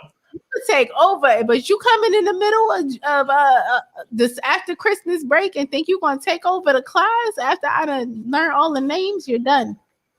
Listen, if they brought Steve Rogers back and he tried to take the show back and Sam said, I'm the captain now, I'll be done. I would love that. I'm not gonna lie. But they're friends, though. They're friends, so it'd be different. It wouldn't be that type of energy. If y'all not friends, if y'all friends, and I'm like, okay, I'm gonna take over for now when you're dead. And again, let's not forget this version of Captain America has seen so many different lives and wars. So he's truly done. Yeah. I mean, Sam got a shelf life. He ain't got no super serum. He gonna die in about 30 years or whatever. Like that. He needs to anyway. He doesn't have that. Right, but he gonna stop being Cap in about 10 years. Right. About a movie. I don't know what y'all talking about. About a movie. I'm done with this. You're gonna be like, I erected that statue and they found my man. Like, oh, it is. No, He probably get his own statue now, Sam, or whatever later on. Whatever. That's what happens. Right. And the only way you would be able to bring back Cap is the similar plot that Chloé was talking about for Iron Man and cloning him is you clone Steve Rogers, and then you have the Star Wars Disney rejuvenation technology that they use for Samuel L. Jackson and Captain Marvel. Yeah, but to your point, Josh, or mine, I guess, I think they definitely need to do a season 2 as Captain America and the Winter Soldier, no more Falcon at all, before bringing out a Captain America 4. Wait a second. Who were they saying was on the moon? That was just Captain America. That was the rumor. So let's talk about it because in what's that movie we were watching, Josh? The show. What's the name of the show? Big Bang Theory? No, the show where the character was on the moon, the blue man. You know what I'm talking about? I can't. The Watchers? The Watchers. The Watchmen. The Watchmen, excuse me. So is Cap on the moon? No. Because in the Watchmen, let me just say this. In the Watchmen, he wasn't, spoiler alert, he wasn't on the moon. He was walking amongst the people. So what if Steve Rogers died but is walking amongst the people? Again, I say it's both because I think during when he went back into the past with the quantum realm, when he went back to the past at the end of Endgame, there's probably a mission where he went to the moon. And that's probably what they were able to witness. And that's the last time they saw Cap. So he might not be dead. I'm just saying. Do they really ever die? Because we don't actually know if Cap only went to the past. He could have went to the future and did some things as well. So food for thought. I agree. One more thing we didn't discuss. Actually, I forgot as far as Falcon is concerned, you know, the Torres guy, he becomes Falcon in the comic books. Exactly. That's why he took the wings in that previous episode and whatnot. So I think in the movie, because they didn't have him here for nothing or whatever like that, I think Sam will be Captain America and his sidekick will be Torres as Falcon or whatever like that. So I think that's what it's going to be. Exactly. I could definitely see that. Yeah. And whatnot. Because I was surprised that he said he took the wings and they didn't go back to that. So it's got to be for a later date and whatnot. Oh wait, I just found an article. It's on Screen Rant. It says talking about him going to the moon. The comment is very obviously ridiculous and meant to be a playful joke, but it could be at the very least be a hint to something to come. As shown in past MCU movies, there is life on other planets, and in that same time frame that Falcon and Winter Soldier takes place, Nick Fury is up in space running his own operation, which is either the real sword or something similar. In Marvel Comics, meanwhile, the Inhumans had base on the moon. Well, I could also link to the Uatu, the Watcher, a being who observes all earthly things going on. and who will appear in Marvel's What If, a show on Disney Plus. Right, the cartoon. And then to add to that, he's up there. No, excuse me. Nick Fury is up there with the Scrolls, which ties the sword. Oh yeah, Scrolls. Yeah, sword. Yeah, that's right. Correct. Right. In this MCU, it's the Scroll, but in the comics, he was trying to fight the Scroll. So it's going to be interesting what they do with that storyline. And then E Money says the different fight was the Black Movement. Absolutely. Mm. It's probably going to be Bucky after that. I can see that. What, the captain? He has the super serum. Yeah. He's going to live longer and be more powerful. And E Money says he's probably on the sword station with Nick Fury. I can see that as well. Because they actually have the sword situation, and Captain Marvel is the head of that, similar to how Captain Agent Hill, the lady from How I Met Your Mother, director Hill of S.H.I.E.L.D. Maria Hill, yeah, exactly. I would love to see Bucky too. Like Bucky, I like Bucky. Yo, Bucky's dope, yo. I'm sorry, yo. Like I wouldn't mind. And he had the shield already without any practice or whatever. He just know what he's doing, stuff like that. So yeah, and his reflex. I love how he catches everything. Like his knife hand-to-hand combat. He's just dope. Because he's a super soldier. He's lit. I know, but I love him. Not only is he a super soldier, but he's like a trained assassin too. So he got like all this in him and stuff. Like he has all the experience needed, not like Sam flying out the window. But Sam made the wise decision, because the mission was to get to the point, not fight Batroc. He should have left. The wise decision would have been to leave as soon as he seen him. Like, I ain't doing this. Peace out, brother. Everybody get chipped right now.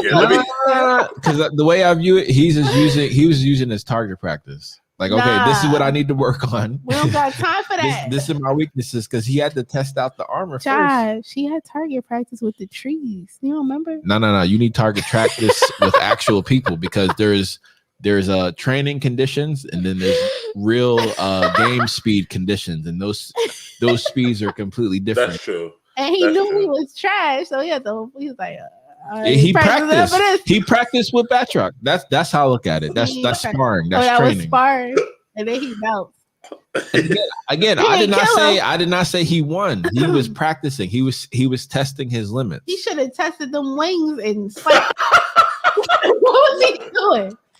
But again, Sam isn't like how First of all, Walker Sam is. He's not gonna kill people. Hold up, Sam could have been fighting his best friend instead of fixing that boat.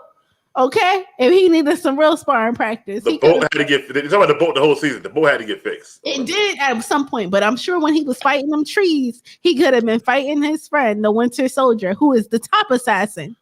If we're gonna spar, he got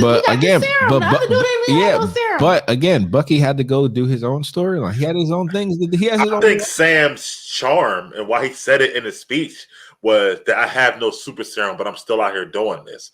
I think he'll keep it that way, because I think that's part of him saying, like, I'll fight whoever.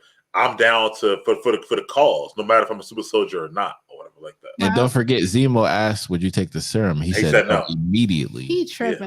Because I'm taking that serum. Remember, listen, Isaiah Bradley, like, he took it, but other ones, they died taking it. So Sam might be a little shook after that. It's not completely refined. Sam don't care, clearly, because he out there fighting with serum. Again, and also Walker led to this point as well on the show. We have no idea if Carly's turn is a byproduct of that current batch of serum. We have no idea. We do know, because Winter Soldier took the same serum. No.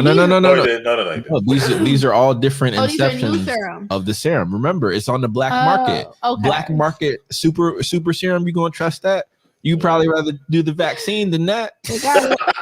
Winter Soldier took it many years ago. He's been around since the 30s and 40s and 50s. So where's that serum? No, he had the Hydra version, which they probably stole from S.H.I.E.L.D., which is probably the Cap batch. So he probably had the purest form. If we're going to talk about cocaine. He got the oldest form. We don't know if it's pure. It works. Again, we just talked about how great he looked now, how strong he is now. It's doing his job. But wait, hold on. Can we just say this? Right. This is something I have not spoken about before, but I have a question about it.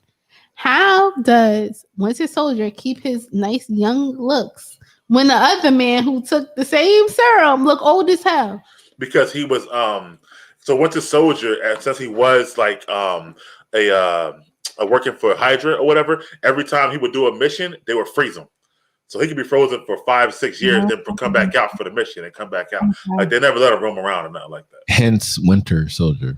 Correct. Okay, so the other man, as they were preserving, they had to be preserving him to. No, he was alive. They had to be preserving him to be doing tests on him. How did he get so old? No. That's a fair point. But as we saw at the end of Endgame, Cap can get old, so that precedent is already set. Wait, Cap has the super serum too? Yes, he's the original super serum. Yes. Miguel, we're going to go right to the comments on that. Go ahead. He said, right, Josh, you need real target practice. Thank you. Absolutely. It's different when you're taking jump shots in the gym alone versus with millions of people watching and 30,000 people screaming your name. It's completely different. And when you're fighting crime and you're in the superhero industry, that takes it up a notch. E-Money also said, U.S. agent twitching like Smokey in the pigeon coop. I got you. It's Friday. Jordan Pinter, what up, my bro? DC over Marvel. I actually agree with that. As we have, you're a Batman fan. That's Batman crazy. In the background, of course. I think they're both great. And I do think they're both. And why don't we add in the X-Men in there? Well, that's Marvel. So. That's Marvel. Well, then I'm with Marvel.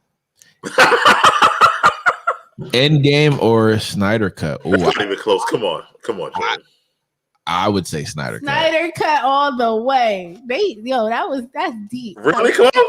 Snyder Cut was lit. Did you not? I watched the whole thing from beginning to end with no break. 4 hours. I watched it twice. I love the Snyder Cut, but over Endgame? Wow. Okay. I was very disappointed in Endgame. Miguel, we talked about it on the first show of Mental Theater. And how I was too. I had some problems. And again, it could have been because of that bad taste in my mouth from the ending of Game of Thrones. Infinity War? Oh, Game War. Okay, gotcha.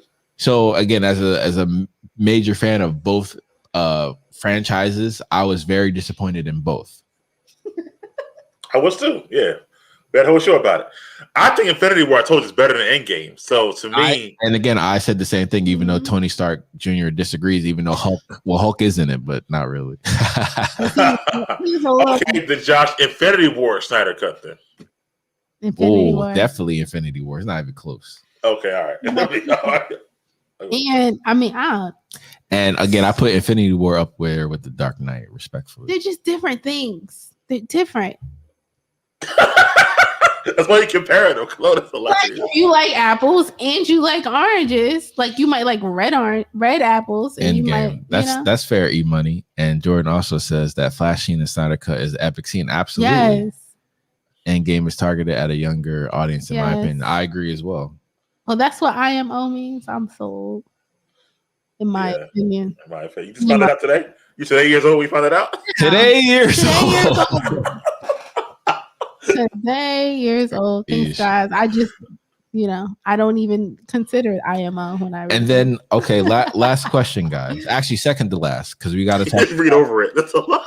We got to talk about Thor, Love and Thunder with Russell Crowe as Zeus, and we also got to talk about Doc Ock as well. What that means for MCU and films. Is Doc Ock still wasn't Doc Ock a woman in the Spider-Verse?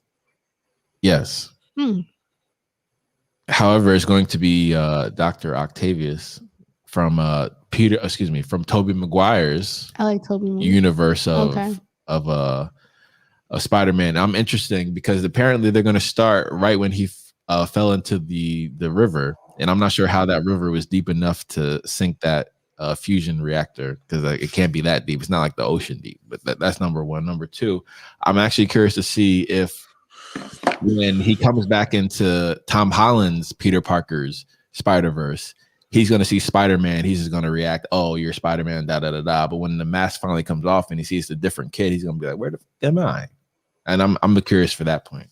Well, the thing is, remember, at the end of Spider-Man 2, which is, to me, still one of the best comic book movies of all time, by the way, but at the end of Spider-Man 2, he had a change of heart, which is why he was able to help him save Mary Jane.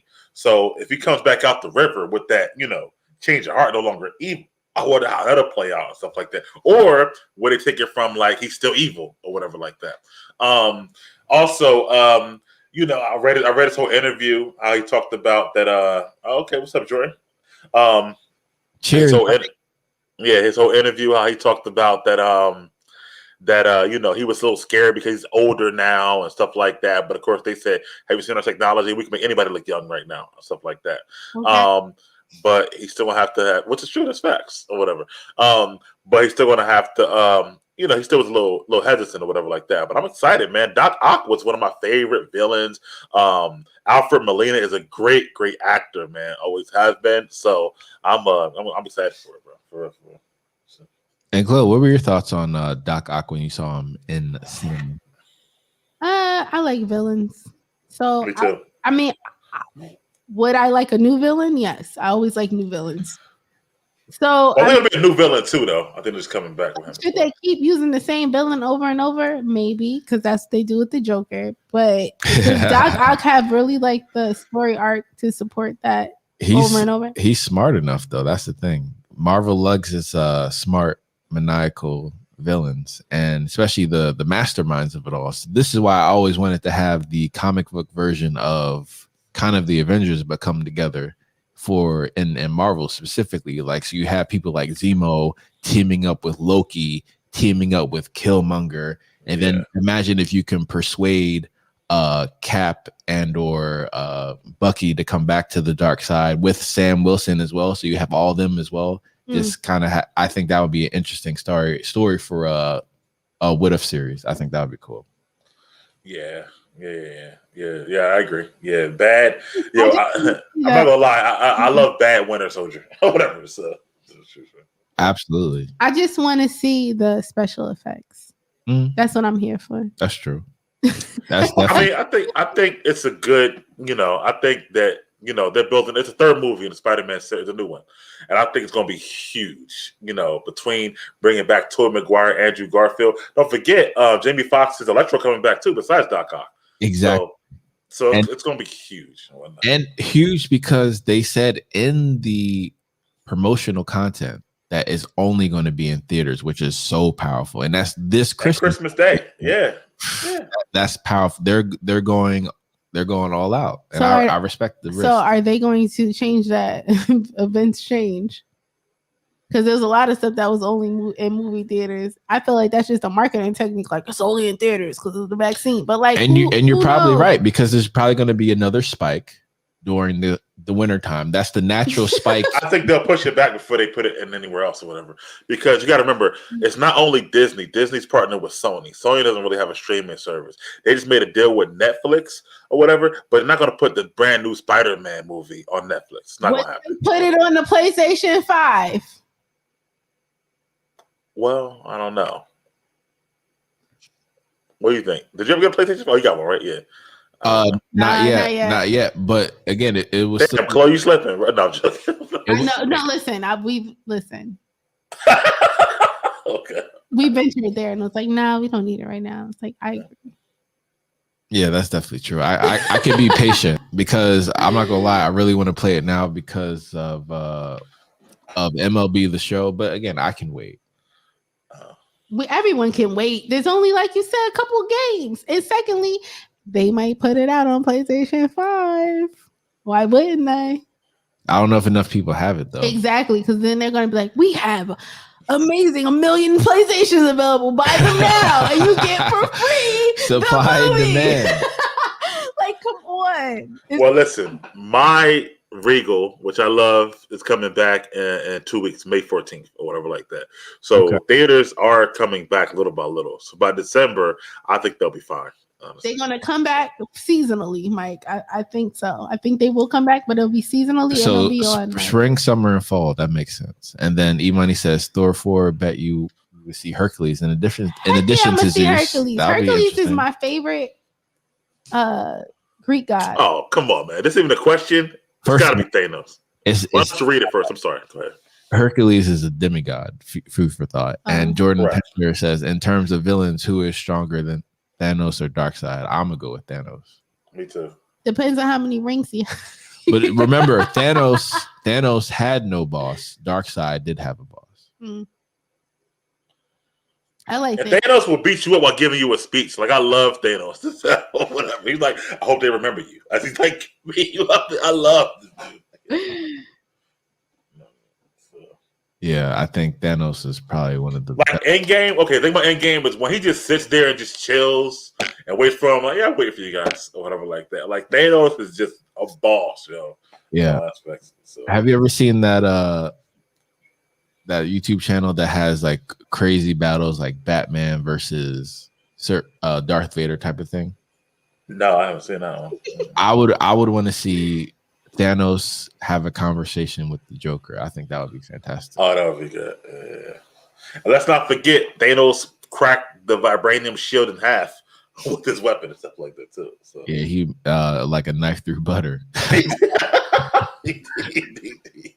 He did. Anybody says Thanos whispers sweet nothings in your ear as he kills you. Right, he does. Ridiculous. Yo, he's a poet and he knows it. You know. Ridiculous. So I don't ever want to do that. Go to that dude. But you had a question. What were we talking about before? Doc Ock, yeah, Spider-Verse or whatever like that. Yeah. So I'm excited for Christmas Day or whatever. So I hope it's that way. So we'll see.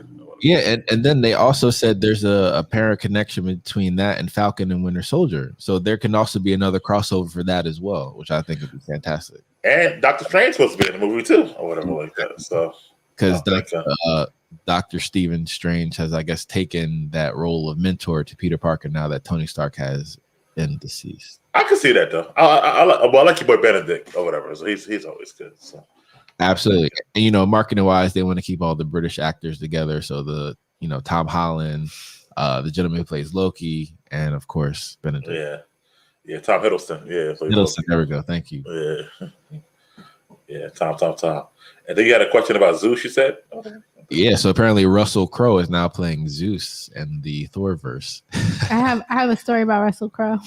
Go ahead. Russell Crowe. I met him when I was in the Bahamas, actually, in the elevator.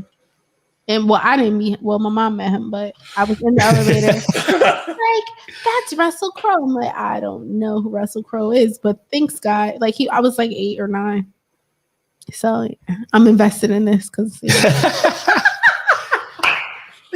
hilarious. At 30 seconds. So wait, what was your favorite Russell Crowe film? I don't know. I honestly did not even know who Russell Crowe was until my mom made a whole speech about it. And I'm like, bruh, I don't even know who this man is. Right, but after you were 8, they had things like Gladiator and American Gangster. He's good in that. I don't really have a favorite Russell Crowe. I think one that's not really talked about a lot is Robin Hood. When he played Robin Hood, I thought he was fantastic in that. Wasn't he? Oh my God, it's so good. I liked Robin Hood, Men in Tights. So I don't know. Monty Python. I don't know the new Robin Hood, but listen, when you get a chance one day, put it on the list, Josh. Russell Crowe's Robin Hood. That's with Dave Chappelle. Yeah, he was Men in Tights, wasn't he? I forgot about that. I loved Men in Tights. Actually, I think I want to watch that again recently. That is on HBO Max, I believe. We should watch that because I love that movie. That's one of my favorite childhood movies. That's crazy. And to Jordan, no, we have not watched Invincible yet. Me either, I have not. Well, we did watch them. I heard that was horrible. I'm not going to use the word horrible. I'm going to use the words Black trauma. That's what I heard. It was like Black trauma porn. Somebody said that. It was like it was definitely full of Black trauma. It was. Don't watch it all at one time because after I watched it, I was a little emotional.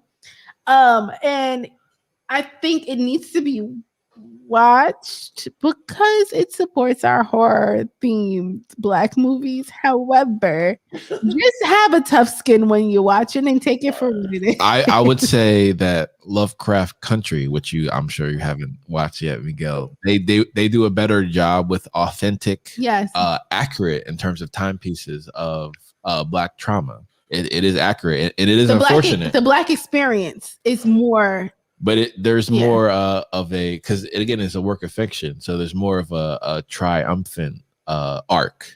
Yes. That's what I heard. There's no there's no triumph at the end of the day. No, there's just Black trauma, and that's what And that's what spoiler alert, by the way, because that's basically the ending. I mean, it's not even a spoiler alert. Like, you know, it's in terms of not having a triumph. So if you're watching something, you that's don't know a spoiler. Yeah, that's just know you're gonna be like, damn, I just watched 9 hours of black trauma. and no comeuppance at the end, huh? That's crazy. And there's at the end can be what's the word? It can be interpreted differently, but again, the crazy part is, even though we all agree and say that, who have seen some, like I saw, like I would say 60% of it, because I came in and out of having Chloé binge it, so I would like watch it and then not watch it and then watch it and not watch it. I didn't get lost in it, so I was able to keep up with the storyline anyway.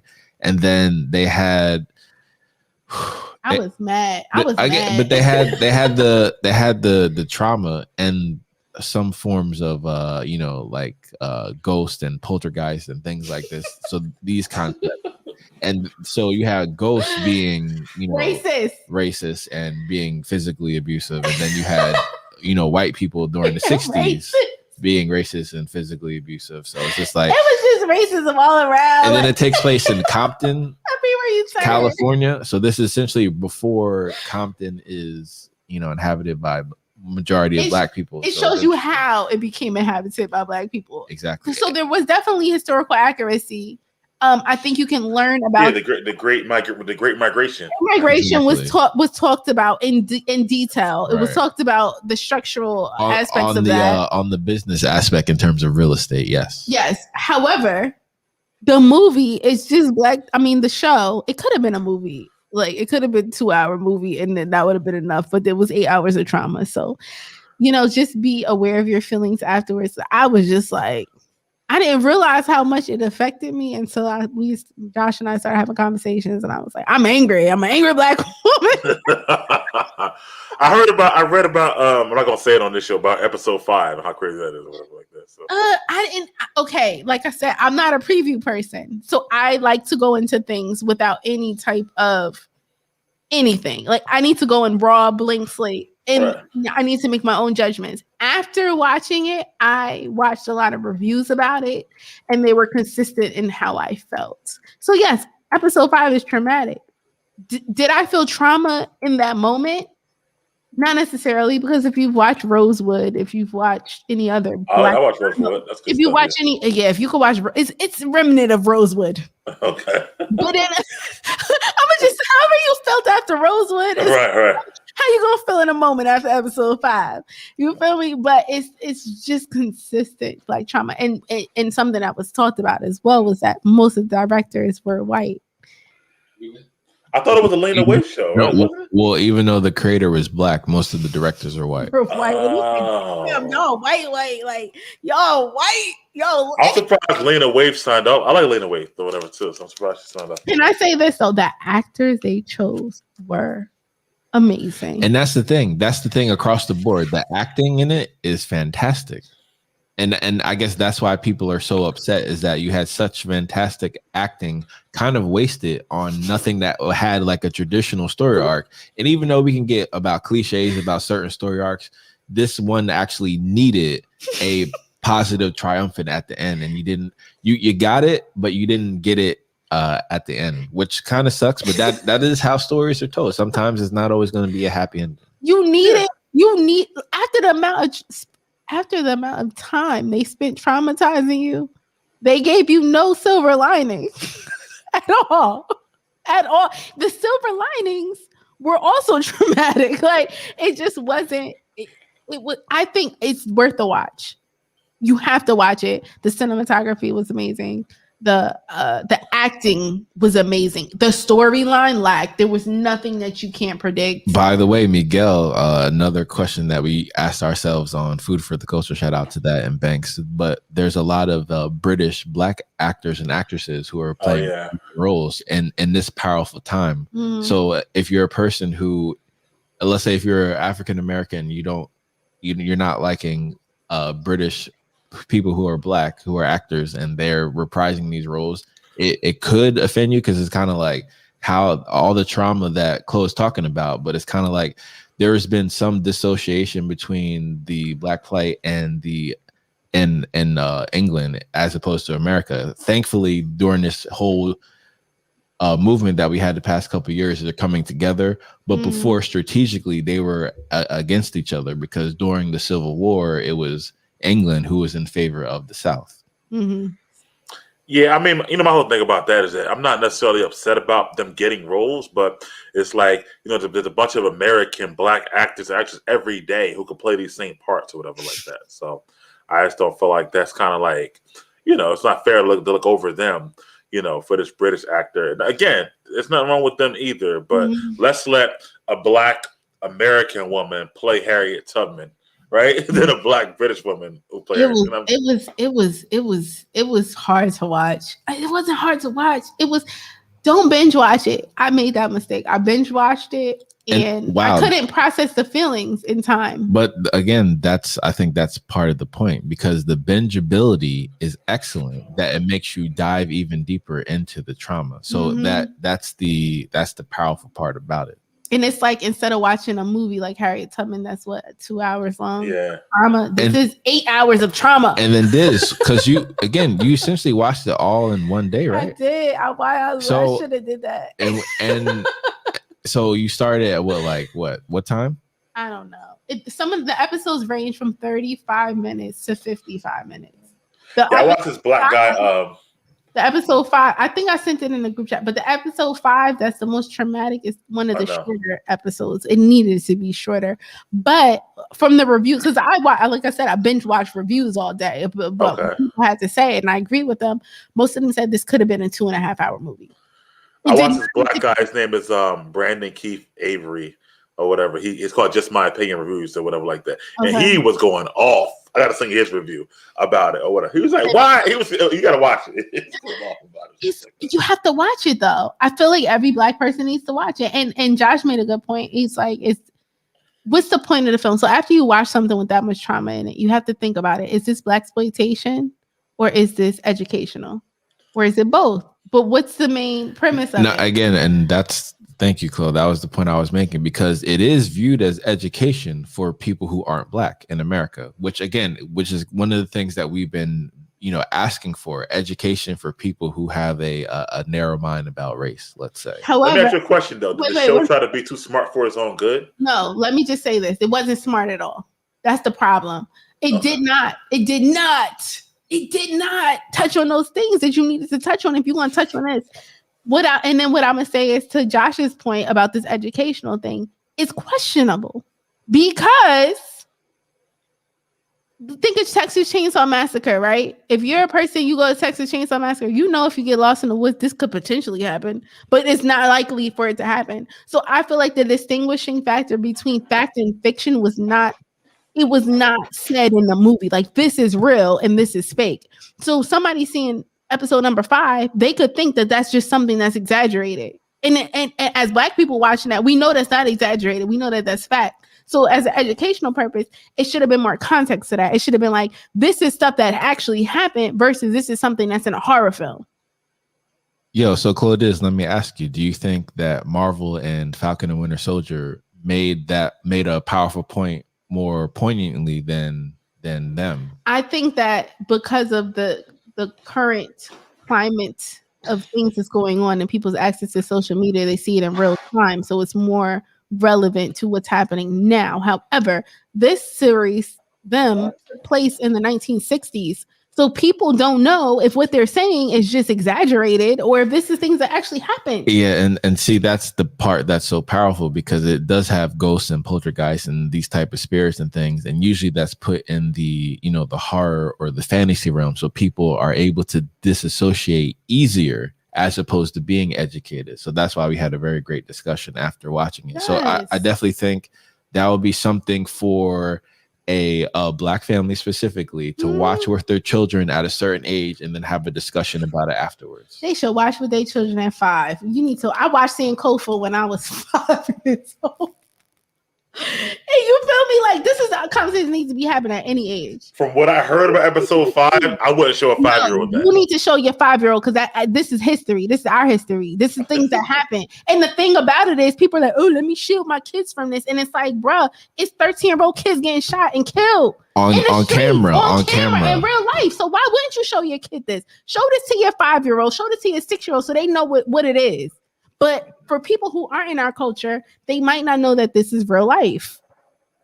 They might not know. And I feel like it was the job of the film to tell them that this is real. Just like everything else they explained in the film. That was real too. That was not just some made up, exaggerated scene like in, like I said, Texas Chainsaw Massacre, where you're in the fields and some random guy comes out and kills you. I'm sure that's happened to someone. But this is something that happened, and I agree with that. It's a storyline that happened to multiple people, which is why they left the South. They didn't even talk about why they left the South. They just said we migrated for a better life, and then they get to a life that's not better.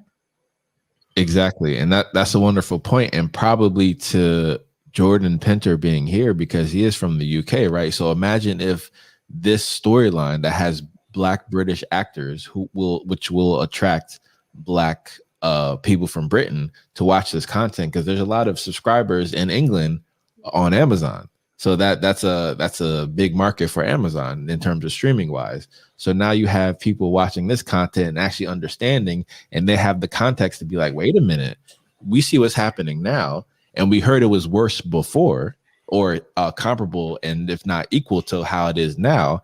Now they're able to have the context and be like, you know what, that part is fantasy, or part of Hollywood and that type of illusion, things like that. But this is actually real. We actually have documented proof of this in the media.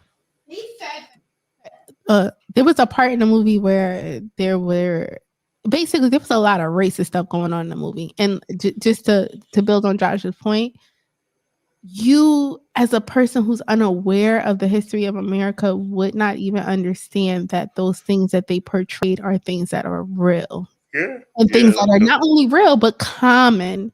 And things that have happened to people who are celebrities or people who are Black people of status. These same things happen to. So it's like I felt like the film was the show was lacking the context, and they should not have put out that they should not have put out that content with lacking context for the things that were most important. So they gave context for things like the housing market, kind of, sort of, but it was like 8 episodes of where you would just have wasted time of showing BS. And to build on other people's points that I've seen on reviews and stuff, like there was a lot of wasted moments where you could have filled in the blanks that you didn't.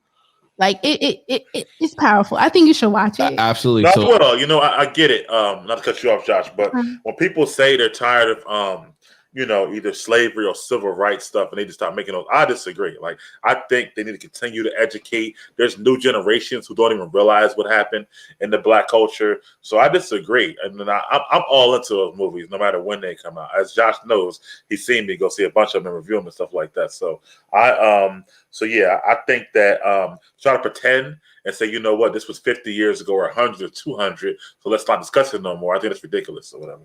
The problem isn't the fact that they're discussing it. It's the fact that there's no balance, Mike.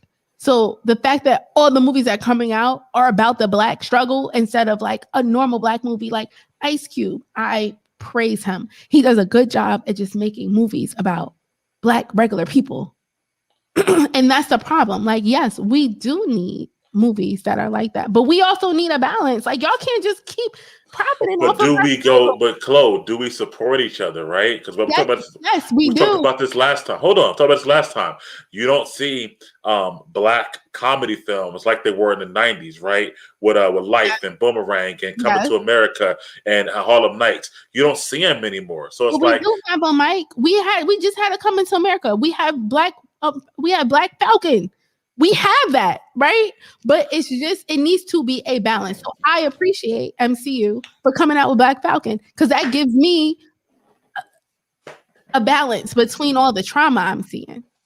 I agree with that, right? But that's a show where it's what him and his sister and the kids. So there are 4 black people in the whole show of 15 people, right? Mhm. Or whatever. And that's good. He's the main character, but that's well. But if it's an all black cast, like Coming to America, how many of those do we get that we will actually support? Exactly. That's the problem. Oh, we support all of them. We support Where are they at? Black Panther, number 1. That was 3 years ago now. But guess what? That is the foundation. Then we have, you know what I mean? It starts, it's just little by little. So the fact of the matter is, I agree with you. It needs to be more, right? The fact of the matter is they're pushing this agenda of Black trauma and monopolizing the market on Black trauma. As you can see, like we said, most of the directors were white. So Black Panther, most of the people in that cast were Black.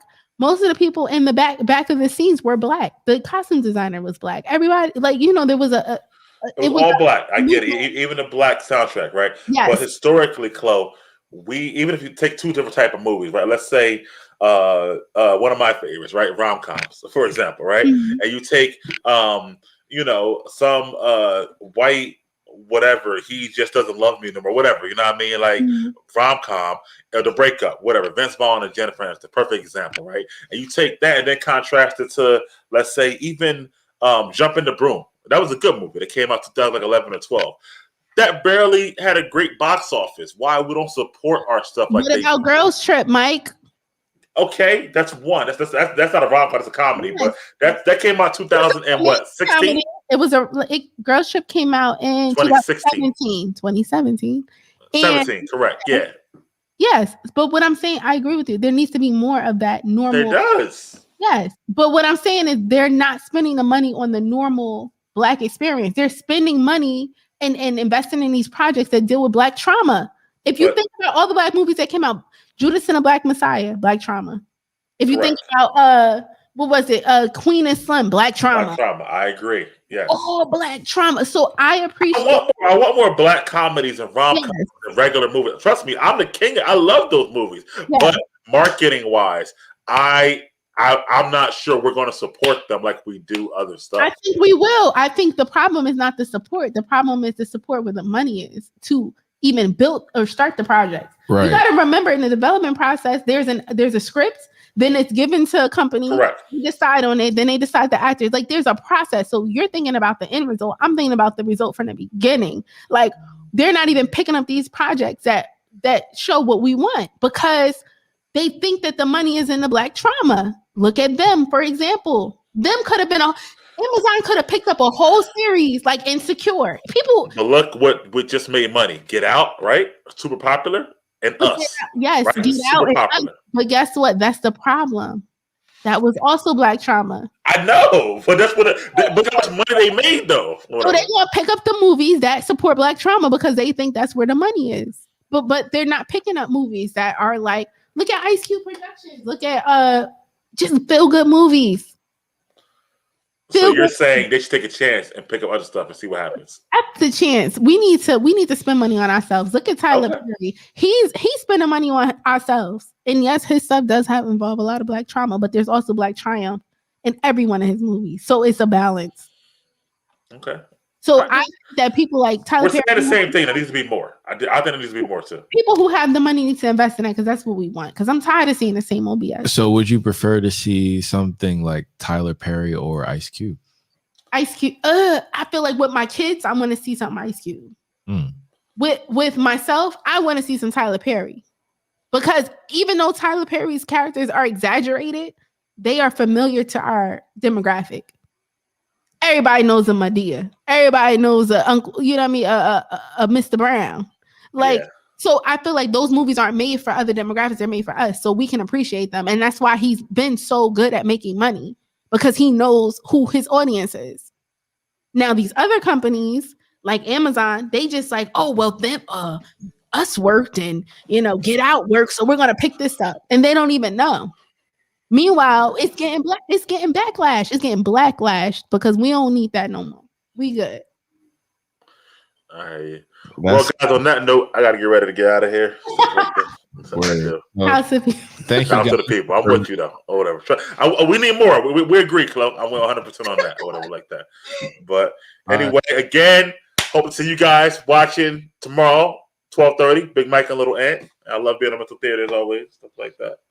Absolutely, and we got to give a shout out to Tony Stark Jr. wherever he is. Yeah, I'm call him again. Mr. Action, he better get his stuff together. Yo, I'm gonna send out one more link. So, Chloe, could you let everyone know the amazing plans you conjured up? Yeah, so the amazing plans that I conjured up was for us to go to an escape room, which I found, which is comic book themed. Like, how could you miss out on this spectacular? I said the 22nd or 23rd. I told you, Mike, before you even said the 22nd. I have plans on the 22nd. I'm taking my mother out for her birthday, and Josh is coming with us. And that's nice. Yeah, but I explained, you got to read the stuff that I send, okay? You got to read it. What about 23rd? That's Sunday. The 23rd I said is available, but Tony hasn't said if he's available. So Chloe had a fantastic idea that he should probably just contact Sandy and get the job done. Yeah, I'm going to just contact Sandy. I'm going to deal with the woman in the family because I don't understand this. I agree. But I'm going to get on him or whatever like that too. 23rd should be the one. I agree. 23rd. I'm available. Josh is available. The only person who's not available, I actually have a link I'm going to send out to you today. For the 23rd. All right, cool. For a list of dates. So you can just pick. We're going to say the 23rd, but we don't know what Mr. Tony Extravagant has planned that day. All right. You know he might have planned? I don't think that's going to happen. Let's try it. Oh, yeah, that ain't going to happen. I love that so much. All right, guys. I'll see you guys soon. All right, man. All right, have a good one. You too. Thanks.